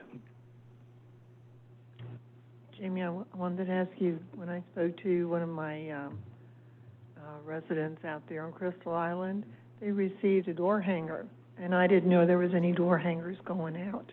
And evidently they got them on Johns Pass Avenue. And the door hangers was to let them know that they weren't going to be allowed to park out there for 3 to 4 days. And he just seemed to be very concerned over it. Like I said, I didn't know there was door hangers. And I'm reading him all this information that I had on my website for Crystal Island, but it didn't have anything about a door hanger. So the door hangers were distributed to those that would be affected by this curbing process. So it wasn't for all the residents, it was intended for those that would be temporarily, their access would be temporarily cut off. So that's where the door hangers were distributed. When we did put out a press release later, there was, you know, we were waiting for confirmation on if it was going to be going forward with the storm coming, and so, you know, it's a fluid situation where we have to monitor the weather, and we try and give as much advance notice as possible. However, sometimes rain happens and, you know, plans have to change. So I understand it's a huge inconvenience, but we're trying to work with them as much as possible. Okay, so that was Johns Pass Avenue. Yes. Now when they get ready to do, was it Lillian? They're going to probably be doing the door hangers out there too? So I don't, they haven't given us specifics on how they were going to continue throughout the whole project with the curbing. So there will be door hangers distributed once the people are affected. Whether they do it one side at a time or two, that's at their discretion. If both sides are affected, the shuttle service will still be provided. So to be aware of it in case I get another call. I've got a door hanger, okay. I'm just a little confused on one thing. You know, I've been reading these press releases that have come out, and I have not seen, I don't know why our public information officer is quoting himself in press releases, but where is our consultant? I mean, we're paying somebody $197,000 to be our consultant to oversee the project. I'm not blaming you, Jay. I appreciate you being up here, but why aren't we hearing this information from them? And why aren't we getting direct quotes from people who have expertise in this field, so that we can pass that along? That's one of the things that people are coming in my store saying, I go, well, why is this guy telling us? Well, I mean, what happened to our consultant? Where's our consultant? And I don't have an answer for them, so I was just curious. Well, as far as the consultant, they are on site majority of the time. Occasionally, there'll be another project, but more often than not, they are on site overseeing the project. I'm in constant communication with them and also the contractor. So, I mean, the internal communication between myself and the consultant and the contractor, I feel like are very good. As to why they're not, the quoting in the press releases, I can't really speak to that. I guess we all review the press releases, and we, myself and the consultant, review everything that's being put out. Yeah, well, and just in the future, I'd appreciate if we get quotes from people with actual knowledge in building a road or putting up curbing or something like that. It's just my personal opinion. I just think it comes across a little tacky when the person writing the article is quoting himself in the article. I've never actually seen that before. Not that I have a great command of the English language, but I've never actually seen that happen before, so. Thank you, Jim. Okay. Any other questions? Okay, all right, thank you. Just before Jamie sits down, if I could just finish up my report. One of the issues with the firm that you would like to see do the study and getting their contract out, again, we're trying to move this thing along so we can check the feasibility of it, and I'm talking about the high and dry. Jamie said that it'd be great if we could have a special, I don't want to put words in your mouth, but a special meeting so we can keep, on an even kilter and moving right along so we can get some answers to some of these questions. So I wanted to bring it up tonight while you all are sitting here as the commission, and make sure that you don't have a problem if we did a special meeting, like a half an hour or so before our workshop meeting on the 24th. Or if you prefer, we delay it to July, but I would just like to see the momentum continue on that particular project.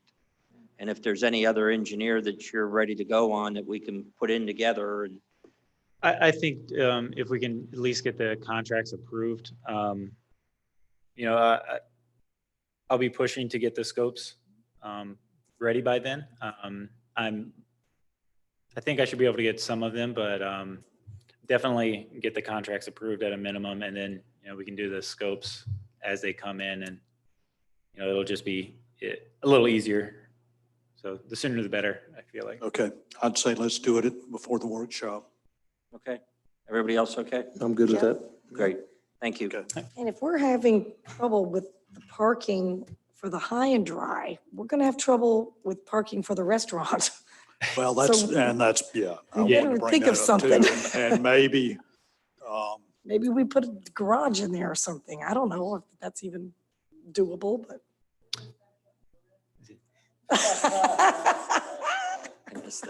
I'll just have John go out and pick it up and do. We are including the possibility of a restaurant as well in those numbers. when you're, okay. So just so you know, in our discussion, again, they haven't done any of the work yet until we get a contract going, but we did explain to them that, we're looking at doing the restaurant, and it does have an impact on parking as well. Yeah. Okay. Thank you, James. Thank you. Thank you. Thank you, sir. I'm Bob, done. do you have anything else? That's it. Oh, I did have one other thing. The front desk area, obviously, we've had some changes, and we've got unfortunately, some inconsistencies with our volunteers that are there. And so we're trying to cover that, and, we're coming into a period where our hurricane passes will be coming up and so forth. So I might be looking at maybe getting a seasonal employee, just somebody that's home from college, and bring them in there and training them for at least getting us through the summer and these important times where we have to relate with the public, our residents, so they can get these permits. So I just wanted think to it's let you know. time we have someone staffing that rather than volunteers, because with volunteers, you don't necessarily know from one day to the next when you're going to have someone there. And nothing against them, they're a very No, good group. they've and done everything very else. well, We but just need I some think it's just time consistency to- in getting the correct information out and so forth, so. Okay, Okay, I just wanted to be open with you all and Yeah. let you know what I'm working on. okay. Maybe you make it clear that it's a possible permanent position for Sure. some smart person that. Somebody really works out, that's great. Yeah. City Clerk, do you have anything? I don't have anything. I'll bring the first readings and a new first reading after I talk to Trask about the one ordinance. And so we'll have second reading and public hearing on the other ones in July. Right. And there are a couple of days on the budget calendar that I have a conflict with, and I'll let you all know about those. And but I'll let city manager know. But anyway, looking forward to the adoption of the charter amendments and getting them on the November ballot. Yep. And I'll plan for them to be approved by the electorates. Just in case, I'll have my ads all ready to go. I'll have the Spanish Institute to get them translated. All I'll have everything ready to go, that I meet my statutory requirements, and my packet's ready before the qualifying period, and, be excited. Okay, thank you, ma'am. All right. With that, this meeting is adjourned.